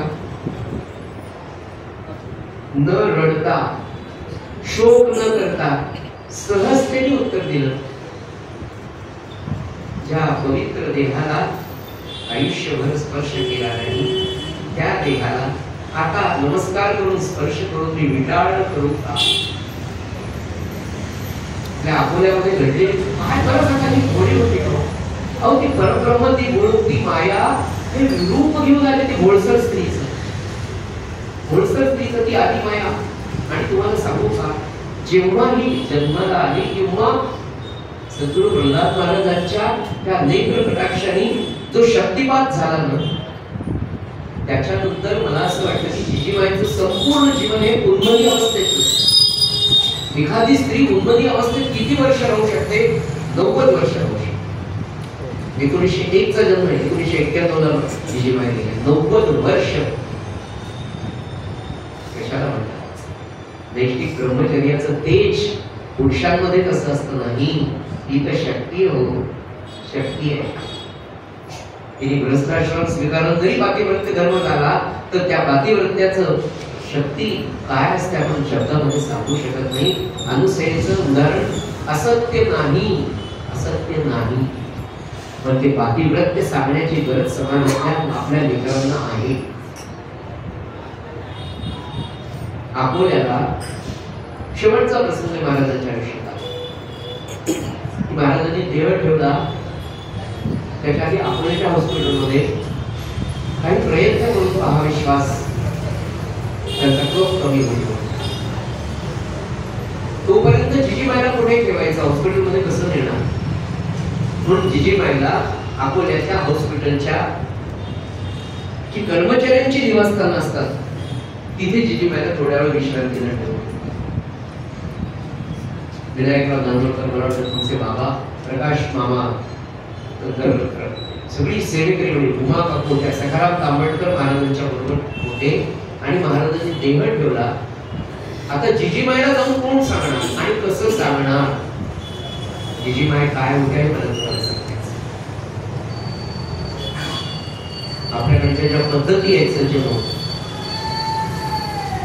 विनायकराव मामा म्हणले चला आपण जाऊन सांगू होता जिजीबाई. विनायकराव मामांनी प्रथेप्रमाणे पट्टा काढला, त्यांच्या टोप्या होत्या त्यांनी टोप्या आपल्या इथे घेतल्या.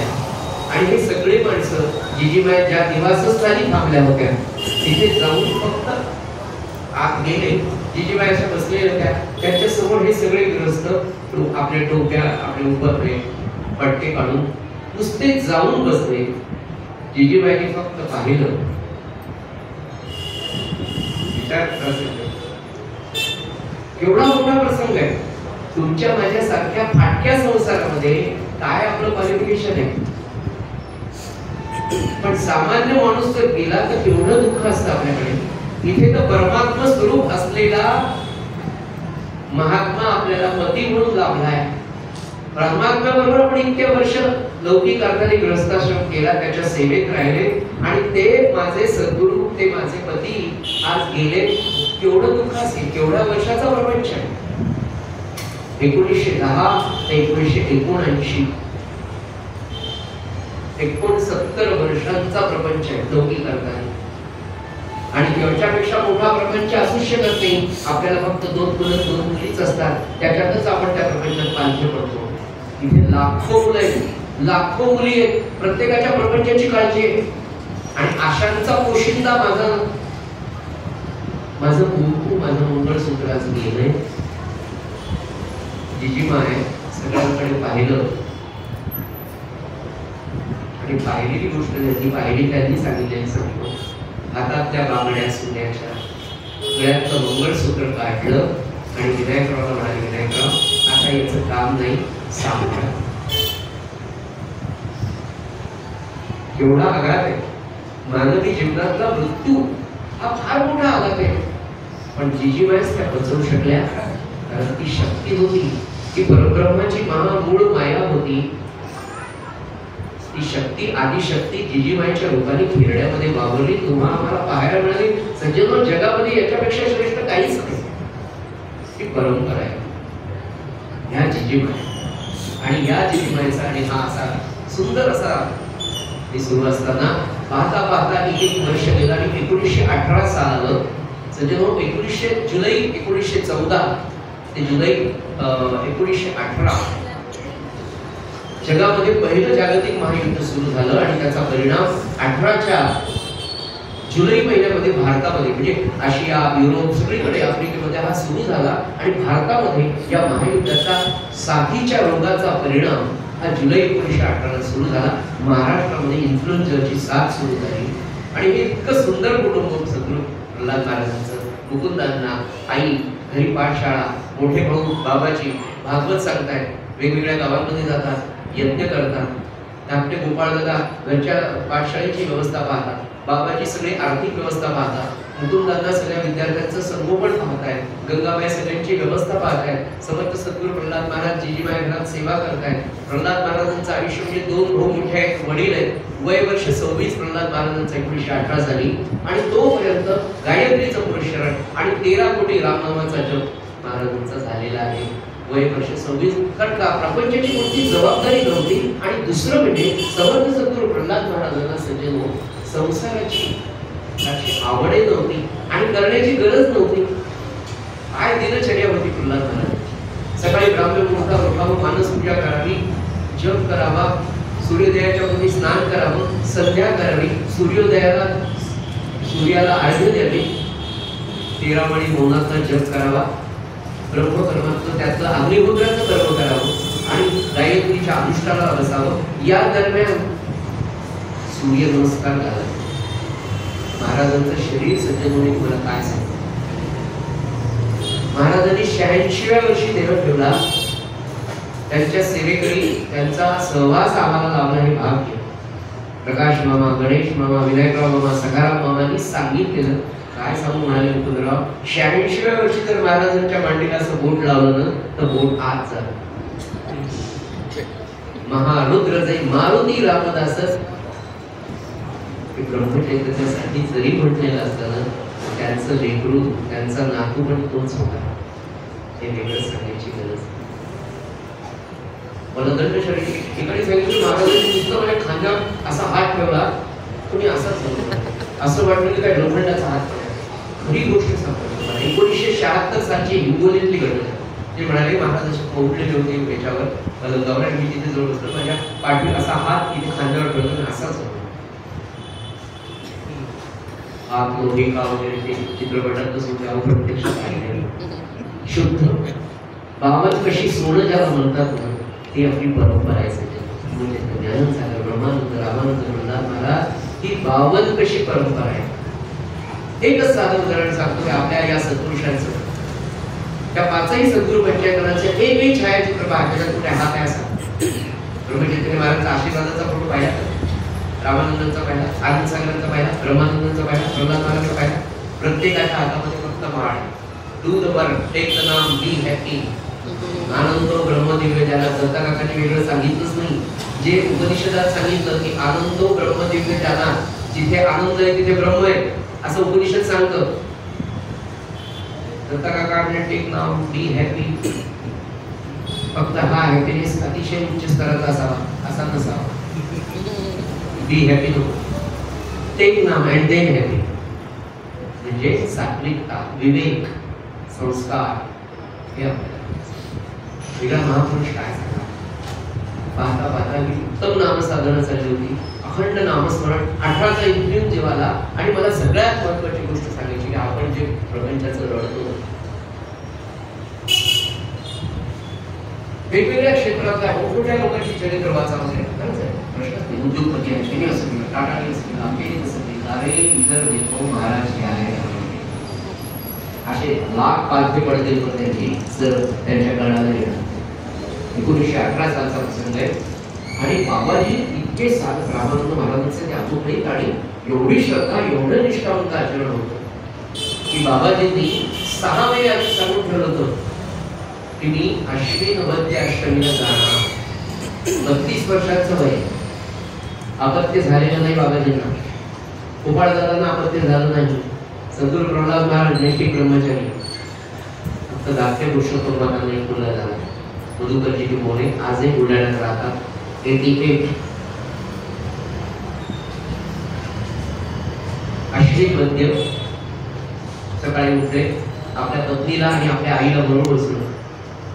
पत्नीला म्हणते मला वचन दे की मी जे सांगेल त्याप्रमाणे ऐकेल. बाबाजींच्या पत्नी सौभाग्यवती मथुराबाई हे 32 वर्षाचे, त्यांचं वय 26-27 वर्ष. पत्नीचा हात हातात घेतला, तिला म्हणजे वचन दिलं हो. मायबाईला म्हणजे आईला जवळ बसवलं, आईला सांगितलं तुझा हात माझ्या हातात दे. आणि समाधानाने राहा. काय बोलतोयस बाबा? पत्नीला सांगितलं शिणाने ही जमीन सारून, आपली ओसरी सारून घे, त्याच्यावर दर्भ टाक आणि त्याच्यावर पांढरी कोंबडी टाक. गंगाबाईला कळालं की पोरगा काय करतोय. अरे म्हणाले तुझ्या आधी, आमच्या आधी तू जावं का, आम्ही पुढे जावं. आई बोलू नकोस. ज्या परमात्म्याने या पृथ्वी तलावर पाठवलं ते काम झालंय, मला तिकडं गरजेचं आहे. आपला प्रल्हाद आपल्या घराण्याचं नाव पुढे करणार आहे. आपला प्रल्हाद हा प्रत्यक्ष रामाचा अवतार आहे. आपला प्रल्हाद सिद्ध अवस्थेला पोहोचणार आहे. आपला प्रल्हाद बाळ लाखो जीवांचं कल्याण करणार आहे. आपल्या दोन्हीकडच्या 25-25 पिढ्यांचं तो कल्याण करणार आहे. नाराज होऊ नको, दुःख करू नको. माय मला देऊ दे. पत्नीला सांगितलं पाणी घे, मी सांगतो तेव्हा पाणी सोड. एका सत्पुरुषाची पूजा केली. समोर भगवान रामाचा फोटो ठेवलेला आहे. आणि मी जेव्हा पाणी सोड म्हणे तेव्हा पाणी सोडत जा म्हणाले. सगळ्या संतांची मनोभावे पूजा केली. पूजा झाली. सगळ्यांना म्हणाले रघुपती राघव जय जय राम म्हणायला लागा. मला सांगा काय कसं. आपला लेकरू, विद्वान लेकरू, प्रिय लेकरू, पंचक्रोशीमध्ये बाबाजींचं नाव होतं विद्वान आणि वैराग्यशील पुरुष म्हणून. संत महात्मे प्रल्हाद महाराजांचे 3ही भाऊ हे संतच होते. पण प्रल्हाद महाराज इतके की मोठ्या झाडाखाली छोटं झाड लक्षात येत नाही. जसं दशरथाच्या मुली ते मोठी जे 4 आले ना तसे आले. मी तुम्हाला एंदाज शोधून सांगत नाही बरं. अतिशय सात्विक महात्मे सर. आणि अश्विन वद्य अष्टमीला पूजा झाली. सगळ्यांनी नाम घ्यायला सुरुवात केली. आणि बाबाजी म्हणतात प्रल्हाद महाराज जवळ आहे, गोपाळदादा जवळ आहे, मुकुंदांना जवळ आहे, आई वडील जवळ आहे, बायको जवळ आहे, भावसे जवळ आहे. सगळ्यांना नाम घ्यायला लावलं आणि म्हणाले आई रामानंद महाराज दारात आले आणि ते मला बोलवतात की त्यांच्याबरोबर निघालोय. श्रीराम श्रीराम म्हणते आणि ते गेला. अष्टमीचा दिवस आहे. इंद्रियंजयाची साथे खेरड्यातल्या प्रत्येक घरात 2-2 माणसं रोज मरतात. इंद्रियंजयाच्या साथे अष्टमीला त्यांचे अंतिम संस्कार झाले. 9वी दशमी गेली. एकादशीच्या दिवशी मुकुंद अण्णांना ताप आला. त्यांनी देह ठेवला. त्यांचे अंतिम संस्कार करून लोक घरी आले तर धाकटे बंधू गोपाळ शास्त्रींनी देह ठेवला. पुन्हा तशीच दुसरी अंत्ययात्रा काढावी लागली. एकादशीला 2 मृत्यू, अष्टमीला 1 मृत्यू. घरातला कर्ता पुरुष बाबाजी गेले, मुकुंदांना बाबा गेले, त्यांच्यानंतरचे नंबर 2चे भाऊ गोपाळ दादा गेले. एकादशी गेली. द्वादशीचा दिवस पुरुषोत्तम नावाचे धाकटे भाऊ होते, त्यांची पत्नी यमुना काकी, त्यांनी देह ठेवला. सज्जन हो 5 दिवसामध्ये 4 मृत्यू. समर्थ सद्गुरू प्रल्हाद महाराजांचं वय 26 वर्षांचं. वडील गेलेले आहेत. प्रल्हाद महाराजांना प्रपंचाचा कोणताही अनुभव नाहीये. पैसे कमवण्याची सवय नाही आणि पैसे कमवण्याची हौस नाही. पैसे कमवण्याचा कधी आधार नाही. या सत्पुरुषांनी कधी कोथिंबिरीची जोडी बाजारातून आजपर्यंत काढलेली नाहीये. अखंड नामामध्ये राहिलेला पुरुष आहे आणि सगळ्या कुटुंबाची जबाबदारी एकदम करेल आहे. असा आपल्या मुलाचा संसार. इतके मृत्यू आपल्या झाले. आईला वैधव्य आलेले, 2 भावजयांना वैधव्य आले आणि धाकटा भाऊ त्याची पत्नी गेलेली आहे. कुटुंबाची जबाबदारी येऊन पडलेली आहे. पण समर्थ सद्गुरू प्रल्हाद महाराज 26 वर्षाचे शांतपणे सगळ्यांना पाहतात. ईश्वराचे जे मनोगत तेच जाणावे उचित, इच्छेसाठी भगवंत अंतरून नाही श्रीराम. म्हटलेले रामानंद महाराज मी 13 कोटी जप केला, माझं गायत्रीचं पुरुषार्थ झालं, तुम्ही माझे सद्गुरू आहेत, तुम्ही कसं काय करू नाही शकला. आपण 4 बाळा रोज ओढत नाही. एक छोटं ऑपरेशन वाट्याला आलं तर महाराजांना किती दूषण देतो. त्याच्यातून शिकण्यासारखं नाही. रामानंद महाराज हे कळलं तेव्हा रामानंद महाराज धावतच आले. जालन्यावरून खेरड्याला आले. आल्याबरोबर गंगा आम्हा आहेत दोन्ही बहिणी, पुरुषोत्तम दादा आणि श्री महाराज सुद्धा महाराजांच्या गळ्यात पडले. सगळेजण रडले.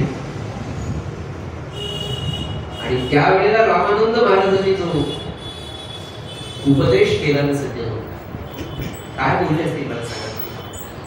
कसं सांत्वन करायचं. रामानंद महाराज म्हणाले गंगा मायला माय तुझं कसं सांत्वन करू. माझ्याकडे तसे शब्द नाही हो, पण आपलं शास्त्र काय सांगतं ते सांगतो. एवढा मोठा प्रत्यक्ष परमात्मा असलेला राम ज्याच्या पोटी जन्माला आला तो दशरथ राजा काय लहान होता का. ज्याला कुबेर घाबरत होता, इंद्राच्या मदतीने जो मृत्यू लोकातून स्वर्ग लोकामध्ये जातो, असा त्याचा अधिकार त्या दशरथाच्या पोटी प्रत्यक्ष परमात्मा रामराय जन्माला आले. पण त्या कौशल्या मातेला वैधव्य आलं. किती जणांना पुराणांमध्ये वैधव्य आलं, आपल्या हातामध्ये नाही.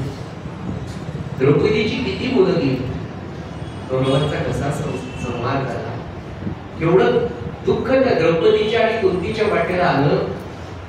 पण माय एकच लक्षात ठेवावं, आपण त्या परमात्म्याच्या हातातली कळसूत्री भावना तो नाचवेल तसं आपल्याला नाचायचंय. म्हणजे आपल्या हातामध्ये काही नाही, पण त्याच्यावरचा विश्वास सोडता कामा नाही. भगवद्गीतेतला 9वा अध्याय, ज्ञानेश्वरीतला 9वा अध्याय सज्जन हेच सांगतात. आणि मानवी जीवनाचं खरं सूत्र तरी असेल की ते सगळं ठरलेलं आहे. ते सगळं प्लान आणि नियतीचं.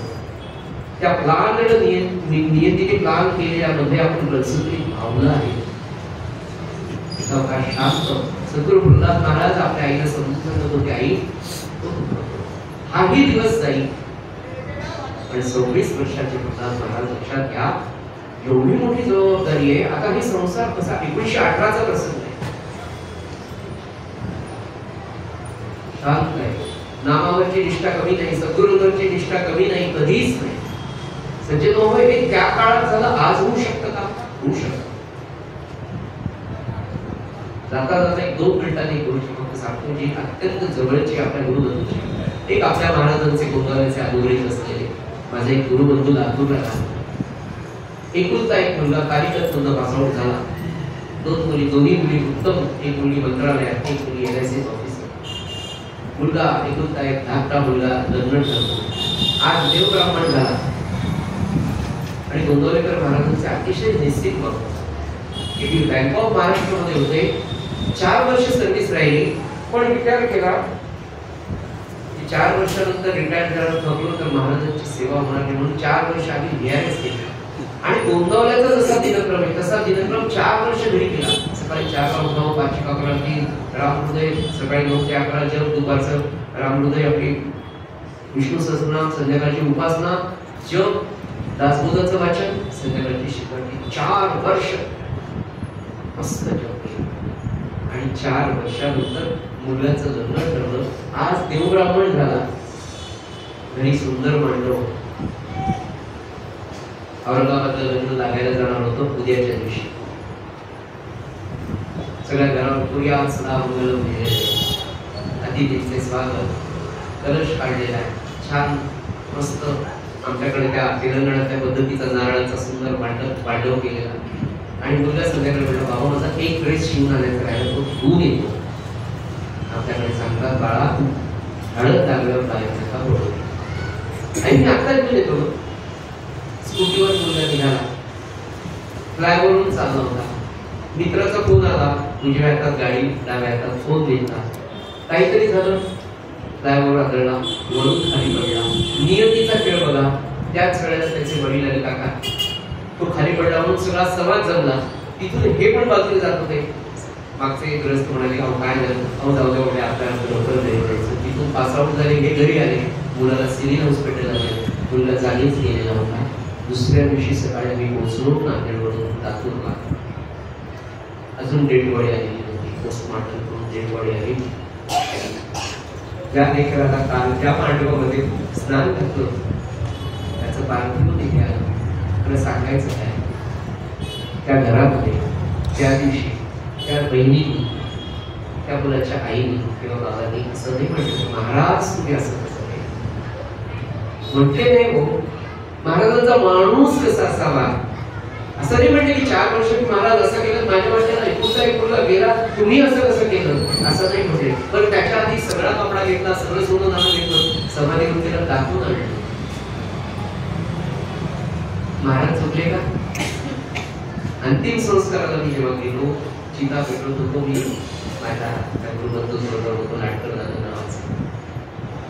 मला एवढंच माझ्या हात मुळे सर, हा प्रसंग जर 4 वर्ष आधी आला असता तर मी हार्ट अटॅकने गेलो असतो. हे महाराज, ही उपासना, हा माझा सद्गुरू, ही माझी निष्ठा, हे शिकायचे सगळे. संत सद्गुरू प्रल्हाद महाराजांच्या जीवन प्रसंगामध्ये ते जितक्या शांततेने राहू शकले, ते दुःख पचवू शकले, तेवढंच दुःख आपण पचवू शकतो आणि स्टेबल राहू शकतो. नवे आपल्याला स्टेबल राहणं गरजेचं आहे. आपण रडून काहीच उपयोग नाही. हा परमार्थ. MBA झालेली मुलं फ्रस्ट्रेट होत आहेत. काय कमी पडतंय? साधन कमी पडतंय, आत्मविश्वास कमी पडतोय. तो का पडतोय? तर मुलांचं साधन का नाही? तर त्यांना ज्ञान नाही. त्याला ज्ञान का नाही? तर ते आम्ही दिलं नाही. सामान्य माणूस सुद्धा आताची गोष्ट 2006-07ची आजही दोघं जोरावेको महाराजांच्या, गुरुदर्शन महाराजांच्या चिंतनामध्ये, नामामध्ये इतके आनंदी राहतात. त्याचं सूत्र जर ते असेल, मोक्ष प्राप्तीचं आयुष्याचा भरोसा नाही, म्हणून शक्य तितक्या त्वरेने आणि तळमळीने, तळमळ हा प्राण कृतार्थ होण्याचा सत्संगाचा महिमा अपार आहे. काय एवढा प्रसंग झाला. महाराज शांत आहे. 1918 साल गेलं, 1919 साल गेलं. 19 साली खेड्याच्या राम मंदिराच्या स्थापनेसाठी, रामाच्या स्थापनेसाठी रामानंद महाराज म्हणाले, भगतजी घरामध्ये आता आई आहे विधवा, 2 भावजया विधवा, पत्नी जिजीमा, पैसा कमवण्याची सवय नाही.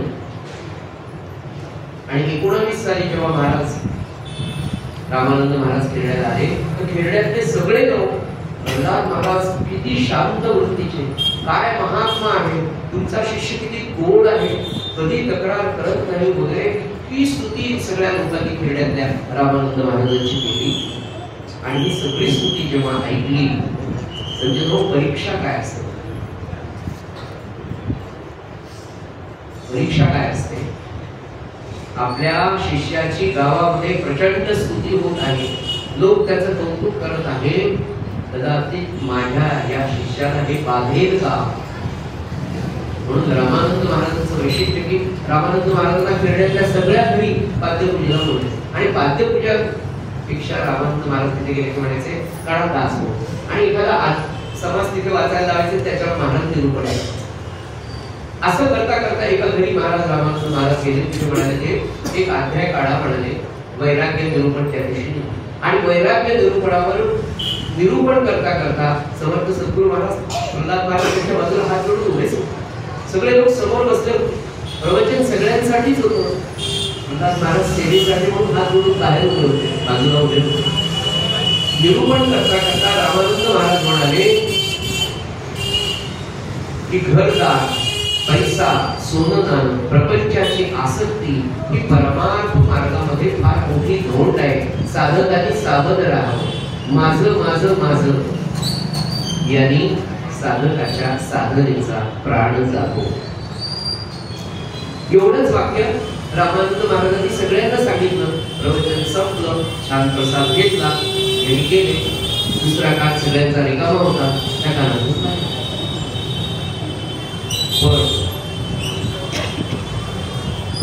आमचे आदरणीय बाबा विजय यज्ञेश्वर शास्त्री कस्तुरे बाबा सद्गुरू प्रल्हाद महाराजांचे मावस अत्यंत अधिकारी सद्गुरू ज्यांनी चतुर्वेदाची स्थापना केली.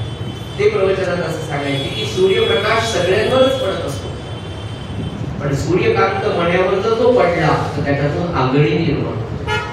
प्रवचन सगळ्यांनीच ऐकलं, पण सगळे धोंडे होते. एकच सूर्यकांत मणी होता, तो म्हणजे तुमचा माझा सद्गुरू प्रल्हाद महाराज. ते वाक्य ऐकलं, रात्रभर चिंतन की माझ्या सद्गुरूंनी सांगितलं की घरदार, घराची आसक्ती प्रपंचात परमार्थ मार्गातलं धोंड आहे. आपल्यासाठी सांगितलं, आपण हे करायला पाहिजे. सकाळी मानस पूजेमध्ये उठल्यावर मानस पूजा करताना प्रल्हाद महाराजांनी आपल्या सद्गुरूंना सांगितलं की महाराज, तुम्ही जो आदेश दिला ते गृहदान करण्याचं माझ्या मनामध्ये येत आहे, ते तुम्ही करून घ्या, मी करत नाही. तुम्ही करून घ्या. काय प्रार्थना आहे मानस पूजेमध्ये? आपल्याला एखादी वस्तू, एखादी गोष्ट करायची, त्यांच्या कानावर नम्रतेने घालावं. हे मानस पूजेमध्ये शिकण्यासारखं नाही का सगळं? मानस पूजेमध्ये प्रार्थना केली की 4-8 दिवस महिना गेला आणि पौष महिन्यातल्या मकर संक्रांतीच्या दिवशी सकाळची काकड आरती वगैरे झाली, महाराजांची जप झाला आणि आईला म्हणाले, माय ये ना माझ्या, आपण बसूया. आईला जवळ घेऊन बसले, हात घेतला. वहिनींना, दोन्ही वहिनींना म्हणाले, वहिनी बाहेर या ना, आपण देवाघरासमोर बसूया. धाकट्या भावाला सांगितलं, अरे तिलाही बोलवून घ्या. जिजीबाई, दोन्ही भाऊजाई, आई, पत्नी आणि धाकटा भाऊ. महाराज रामाच्या समोर, आपल्या घरच्या देवाच्या समोर बसले आणि सगळ्यांना काय सांगतात बघा, कुटुंब काय असेल, कुटुंब कसं होतं, कसं असावं. म्हणाले, मायबाई, आपल्या सद्गुरूंनी अशी आज्ञा केली आहे की प्रपंचाची आसक्ती, गृहाची आसक्ती, घराची आसक्ती ही परमार्थ मार्गामध्ये धोंड आहे. तर माझ्या मनामध्ये आई असं येतंय, वहिनी तुम्ही पण ऐका बरं. म्हणाले, आई, माझ्या मनामध्ये असं येतंय की आपलं हे घर सर्व वस्तूसह दान करावं असं माझी इच्छा आहे. आई, तुला काय वाटतं? क्षणाचाही विलंब न करता गंगाबाई म्हणजे, अरे आपल्या बाबाजींची, म्हणजे मोठ्या मुलाची, आपल्या बाबाजीची हीच इच्छा होती रे, तू पूर्ण करतोयस का? लवकर कर. संत होते, महात्मा होते, पण व्यवहार सोडला नाही. असे वहिनी करायचे, वहिनी तुमचं काय मत आहे? बाबाजींच्या पती म्हणाले, अहो यांनी मला कितीतरी वेळा हा संकल्प बोलून दाखवला, पण यांच्या हातावर घडला नाही. तुम्ही करताय तर आम्ही तुमच्या बरोबर. मथुरा वहिनींना हे विचारलं. धाकट्या राधा वहिनी होत्या, दादी म्हणलं जायचं. राधा वहिनी तुमचं काय मत आहे? हात जोडून वहिनींना, तुमचं काय मत? राधा वहिनी म्हणाल्या, अहो आम्ही सर्वस्वी तुमच्यावर आहोत, आम्ही तुमच्या बरोबर राहणार आहे. राधा वहिनीला म्हणाले, तुम्हाला वेगळा हिस्सा देऊ का तुमचा काढून? तर म्हणाले, नको, आम्ही तुमच्या बरोबर राहणार आहोत ना, तुम्ही जिथे राहाल तिथे मी तुमच्या बरोबर. पुरुषोत्तम वा तर लक्ष्मण होतो, लक्ष्मण धाकटा भाऊ. म्हणाले, पुरुषोत्तम हात जोडून उभेच मान. गृहदानाचा निर्णय सर्व वस्तूसह, दागदागिन्यांसह, अन्न धान्य कपडे सगळं, शेती जी होती ती शेती विकली आणि त्या शेतीतून विकून जो पैसा आला तो ब्राह्मणांना आणि गावातल्या गरीब गरजूंना महाराजांनी वाटून टाकायचं ठरवलं. वाटला. आई काय म्हणाली त्याच्यानंतर? अरे मनात विचार आला ना, वेळ नको करू, वेळ नको करू म्हटलं तर लगेच पुरुषोत्तमानं सांगितलं की अरे अण्णाजी माईंना संकल्पासाठी बोलव आणि हरिमाईंना आपल्याला ग्रहदान करायचं, गरीब ब्राह्मण म्हणजे हरिमाई, त्यांना आपल्याला दान करायचं, त्यांना बोलव. गावातल्या सगळ्यांना कळलं की प्रल्हाद मुकुंद काळे गृहदान करतायत सर्व वस्तू सह. अण्णाजी माई आले म्हणाले काय करताय? हात जोडून अण्णाजी माई म्हणाले सद्गुरूंच्या आज्ञेने असं मनाला वाटतंय की वस्तू सगळ्या चीज वस्तूंसह गृहदान करावं. आईला डोहाळ्यात घालावं. अण्णाजीला म्हणाले असा संकल्प सांगा की ज्याच्यामध्ये ह्या सगळ्या वस्तू, घर दार कपडे दत्ते दाग दागिने पैसा सावर जंगम सगळं. अण्णाजींनी संकल्प सोडला, महाराजांनी संकल्प सोडला. हरिमाईला ते घर दान केलं, घरावर तुळशी पत्र ठेवलं आणि महाराज घरातून निघाले तर एक धोतर अंगावर पंचा होता. धाकटे बंधू पुरुषोत्तमाच्या जवळ देव संपुट केलेले होते मांड्यामध्ये एका डब्यामध्ये. आणि या तीनही स्त्रिया आई आणि दोन भावजया एका एका वस्त्रादिशी असं घराच्या दारातून एक एक बाहेर पडले. सद्गुरू प्रल्हाद महाराजांनी त्या घराकडे वळून पाहिलंच नाही, पण कुणीही त्या घराकडे पुन्हा कधी वळून पाहिलं. गुरु आज्ञेने सर्व वस्तूसह करिसी गृहदान, अनासक्तीची जना पटविली पहिली ही सुस्वागत आदीचे चित्ती नाम स्मरण.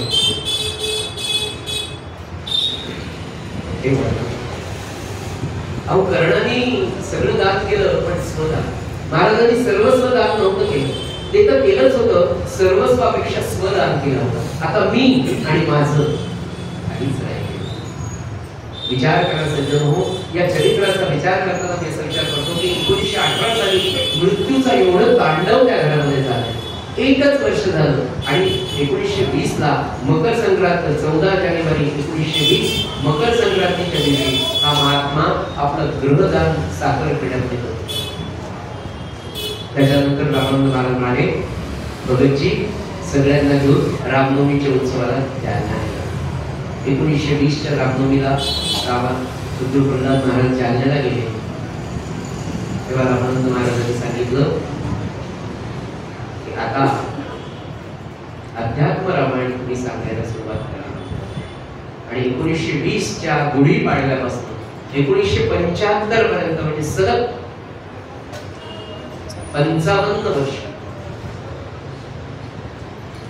महाराजांनी अध्यात्म रामायण राम मंदिरामध्ये आपण प्रवेश केल्यानंतर डाव्या बाजूचा जो खांब आहे त्या खांबाला टेकून 55 वर्ष अध्यात्म रामायण सांगितलं की ज्या खांबाला टेकून पूज्य महाराजांनी रामायण सांगितलं त्या खांबाला एका चांगल्या साधक व्यक्तीचा सहज काढला. सहज त्यातून श्रीराम जयराम माहिती.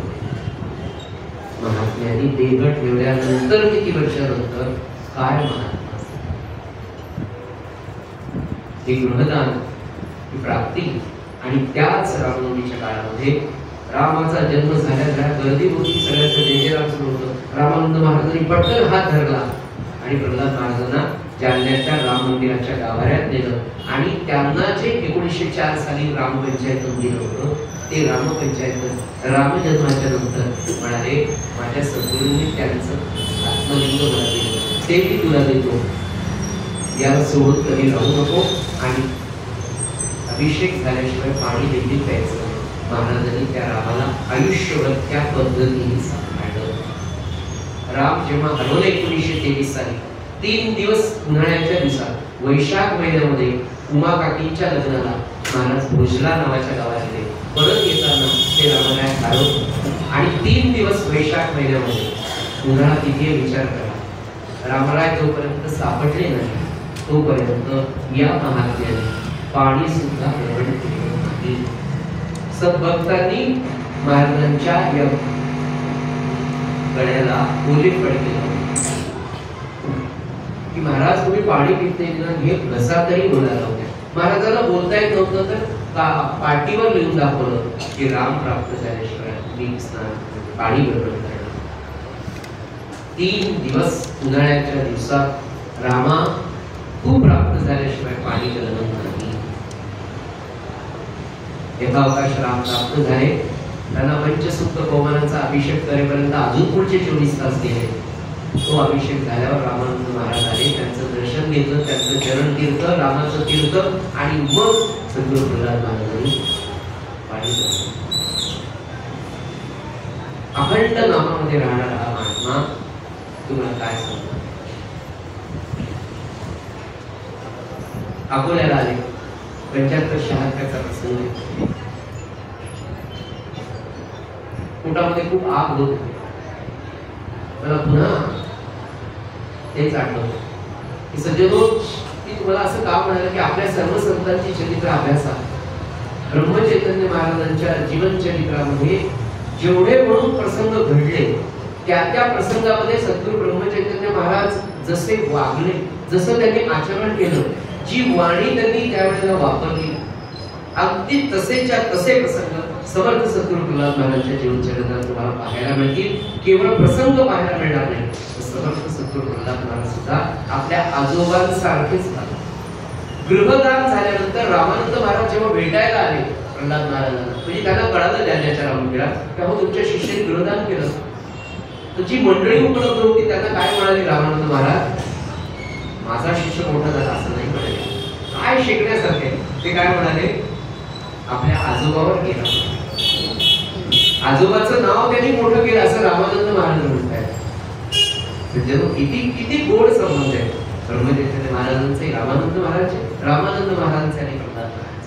जेव्हा प्रल्हाद महाराजांना भेटायला रामानंद महाराज गृहदानानंतर आले ना, इतकं घट्ट आलिंगन दिलं, आणि त्या आलिंगनामध्ये रामानंद महाराजांच्या डोळ्यातून अश्रू आले तर प्रल्हाद महाराजांचा सगळा खांदा त्या अश्रूंनी भरला होता.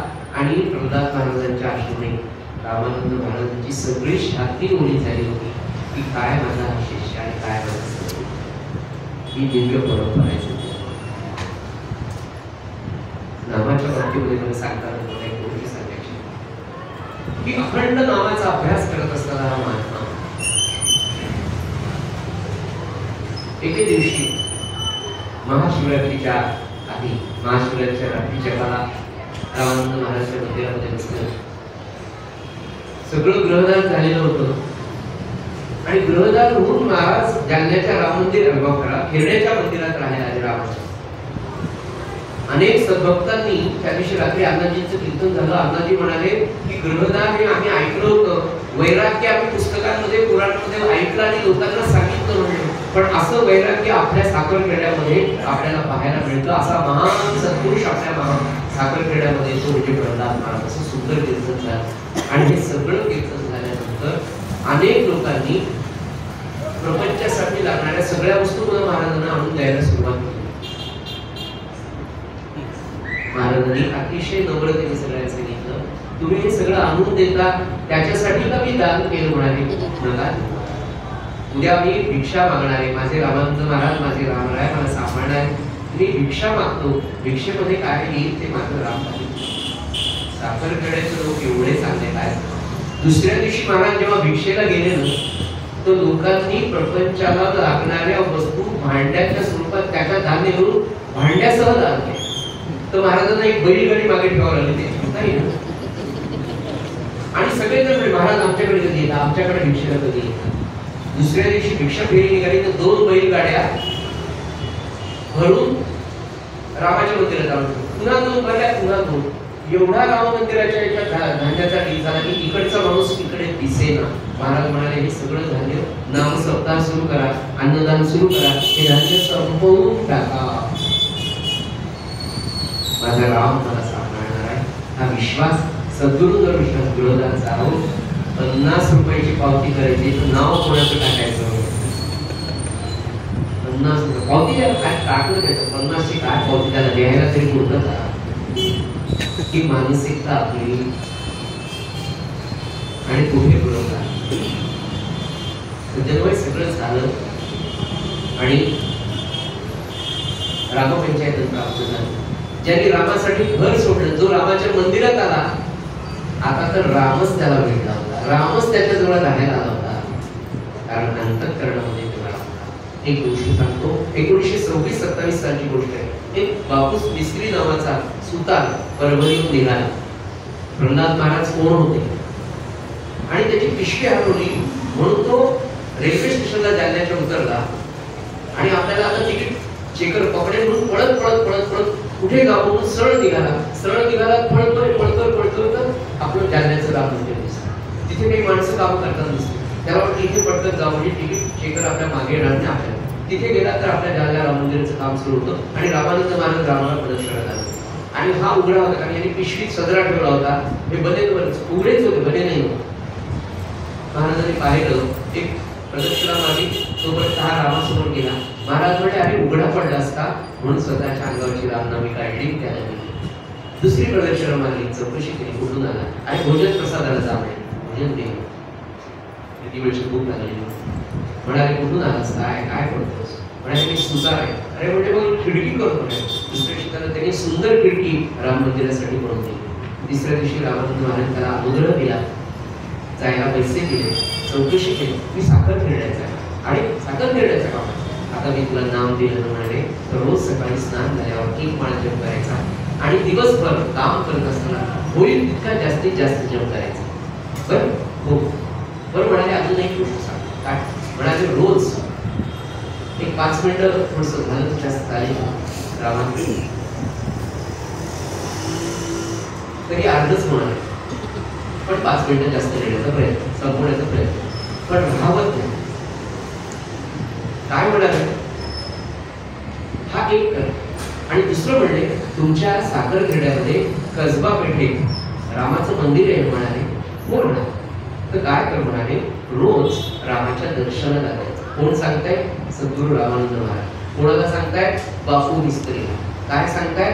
रोज रामाचं दर्शन घ्यायचं. बरं किती वेळ लागणार? आणि पुढे म्हणाले जर एखाद्या दिवशी तुला रामाचं दर्शन घेणं शक्य झालं नाही, जर तुला रामाच्या मंदिरात जाणं झालं नाही, देवळात जाणं झालं नाही, तर तिथे आपले प्रल्हाद महाराज आहेत त्यांचं दर्शन घ्यायचा. म्हणजे रामाच्या दर्शनाचा संकल्प मोडणार नाही. कोण सांगते? सद्गुरू रामानंद महाराज सांगताय की माझा शिष्य कोण आहे, त्याचं दर्शन घेतलं तर रामाचं दर्शन घेतल्याचा संकल्प मोडणार नाही. म्हणजे माझा शिष्य राम आहे. हे सद्गुरू रामानंद महाराजांचे वाक्य. 2 प्रसंग सांगतो जे मी तुम्हाला सांगितलं. ब्रह्मचैतन्य ऋषीला पाया प्रल्हाद झालासे कळस. वाडीरूप महाराज 1955-60 ची गोष्ट आहे. मालाडला तात्यासाहेबांना एक ग्रस्त भेटले. आपल्यापैकी बरेच जणांनी माहित असेल आणि ते म्हणले की महाराज सद्गुरू ब्रह्मचैतन्य महाराजांच्या सर्व अवयवातनं अखंड नाम ऐकून यायचं. असा अखंड नामामध्ये राहणारा ब्रह्मज्ञानी तुमच्यासारखा सत्पुरुष कोणी आहे का? वाडीरूप महाराज म्हणाले पुण्यतिथीच्या उत्सवाला बोलवले की मग ते ग्रस्त गुरुद्वाऱ्याच्या उत्सवाला पुन्हा मी बरोबर तात्यासाहेबांना भेटले. तात्यासाहेबांना म्हणजे तुम्ही मला सांगितलं होतं ना की ब्रह्मज्ञानी अखंड नामामध्ये राहणारा, ज्याच्या रोमारोमामध्ये राम आहे आणि नाम आहे, असं सत्पुरुष तुम्ही मला बोलवलं, दाखवणार होता. आता दाखवा. त्या साहेबांनी त्याला बोलवलं आणि दुरून समाधी मंदिराच्या बाहेरून तात्यासाहेब म्हणाले समाधी मंदिराच्या समोरच्या खांबाला टेकून जे सद्ग्रस्त बसलेले म्हणाले तिथे जाऊन नमस्कार करून येतो. तात्यासाहेबांनी सांगितलं. हा ग्रस्त तिकडे धावत पडत त्या समाधी मंदिरापर्यंत पोहोचला, समाधी मंदिरात प्रवेश केला.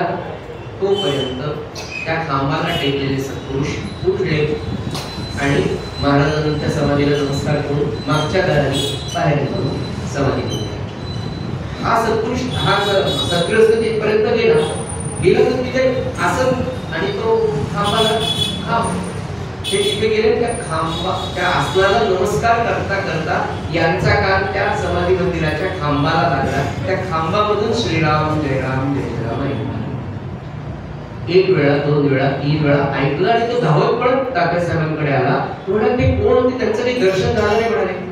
ते म्हणाले आपल्या साखरखेड्याचे प्रल्हाद महाराज.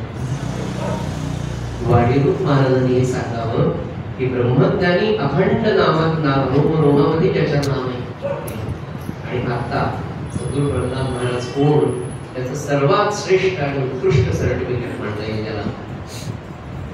चारुदादांच्या आईने 20 वर्षापूर्वी ही गोष्ट मला सोनाटीला सांगितली. आम्ही जगाला गेलो तेव्हा सुलभा काकूंनी सांगितलेली गोष्ट आहे. सुलभा काकू आज महाराजांच्या चरणी गेली.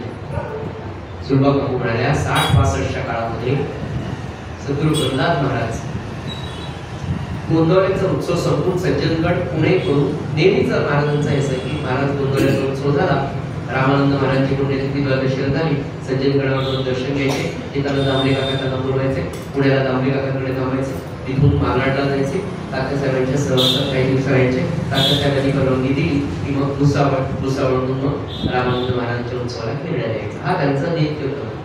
असं 60-65च्या काळामध्ये सद्गुरू प्रल्हाद महाराज मालाडला गेले आणि त्या आपल्या रामकोटीमध्ये कृष्णबागेमध्ये एक जिना असा पुढे टप्पा आणि वर जायचा असं जिना असतो. आपण पूज्य श्री प्रल्हाद महाराज त्या पायऱ्या चढत चढत वर चालले आणि त्याच वेळेला तात्यासाहेब वरच्या पायऱ्या उतरून मधल्या टप्प्यावर आले. तोपर्यंत सद्गुरू प्रल्हाद महाराज असे हळू हळू हळू हळू त्या टप्प्यावर आले. महाराज असे, महाराजांचं एक वैशिष्ट्य जगाकडे पाहण्याचा मोहच नाही. तर आपण काय चालतो, आपण काय पाहतो, इकडे पहा, इकडे पहा. सत्पुरुषाचं स्थिर असतं, अंतःकरण स्थिर, मन स्थिर, नाम स्थिर, सगळं स्थिर आणि आपलं सगळंच असते. महाराज असे चढत चढत गेले, लक्ष फक्त पायऱ्यांकडे होतं की पायऱ्या चढायचं आहे, चला. तोपर्यंत तात्यासाहेब वरच्या पायऱ्यावरून त्या टप्प्यावर आले की जिथे दोन जिने एकत्र येतात. महाराज असे वर चढले तर त्यांना तात्यासाहेबांचे पाय दिसले. सद्गुरू प्रल्हाद महाराज पाय दिसल्याबरोबर सद्गुरू प्रल्हाद महाराज त्यांना नमस्कार करण्यासाठी वाकले. वाकल्याबरोबर तात्यासाहेबांनी त्यांना वरच्यावर चललं आणि आलिंगन दिलं. प्रल्हाद महाराज म्हणाले मला का नमस्कार करून देत नाही आपण, काय नंबर. तात्यासाहेबांचं तर विलक्षण प्रेम, म्हणजे काय सांगतो मला. तात्यासाहेब जर विदर्भातल्या दौऱ्यात आले तर ते जेवायला बसायच्या आधी विचारायचे अडकेत नव्हते की आज प्रल्हाद तो आपल्या पंक्तीला आहेत का, आणि मग ते म्हणले हो आहे, तुम्हाला सोहळं द्या म्हणाले. त्यांच्याजवळ मला सोहळ्यात एकमेकांचा आदर. प्रल्हाद महाराज म्हणाले मला नमस्कार करू द्या ना, आपण का नाही करू द्या. तेव्हा त्यांनी उत्तर दिलं सज्जन. वाडीरूप महाराजांचं उत्तर आहे. काय म्हणाले ते तात्यासाहेब आज जोडून प्रल्हाद महाराज म्हणाले आपण नित्य ब्रह्म आहात, मी नैमित्तिक ब्रह्म आहे. आपण नित्य ब्रह्म आहात, मी नैमित्तिक आहे. पेटीवर बसल्यानंतर वाडी रूपाने प्रकट होतो, पण आपण नित्य ब्रह्म आहात. सज्जनो ही आपली परंपरा आहे. या गोड परंपरेमध्ये आपण सगळे आलो. म्हणून आपला हा सगळा अभ्यास असणं आवश्यक आहे. आपल्या लेकरांना हे सगळं आपल्याला सांगता आलं पाहिजे. पहिल्यांदा आपल्याला माहिती पाहिजे. या माहितीचं सगळ्यात जर काही आनंदाची गोष्ट असेल तर नाम साधन उत्तम होईल. असे हे माझे समर्थ सद्गुरू प्रल्हाद महाराज. काय सांगू. सद्गुरुनाथा श्री प्रल्हादा दया कराहो मजवरती, राम नाम नित राहो कंठी, हेच मागणे तुम्हा प्रती, हेच मागणे तुम्हा प्रती, हेच मागणे. सेवा सद्गुरू रामरायाच्या चरणी अर्पण करतो आणि माझ्या मान्याला विराम देतो. श्रीराम. काय सरकत करायचं आपल्याला, कोणाला उठायचं नाही.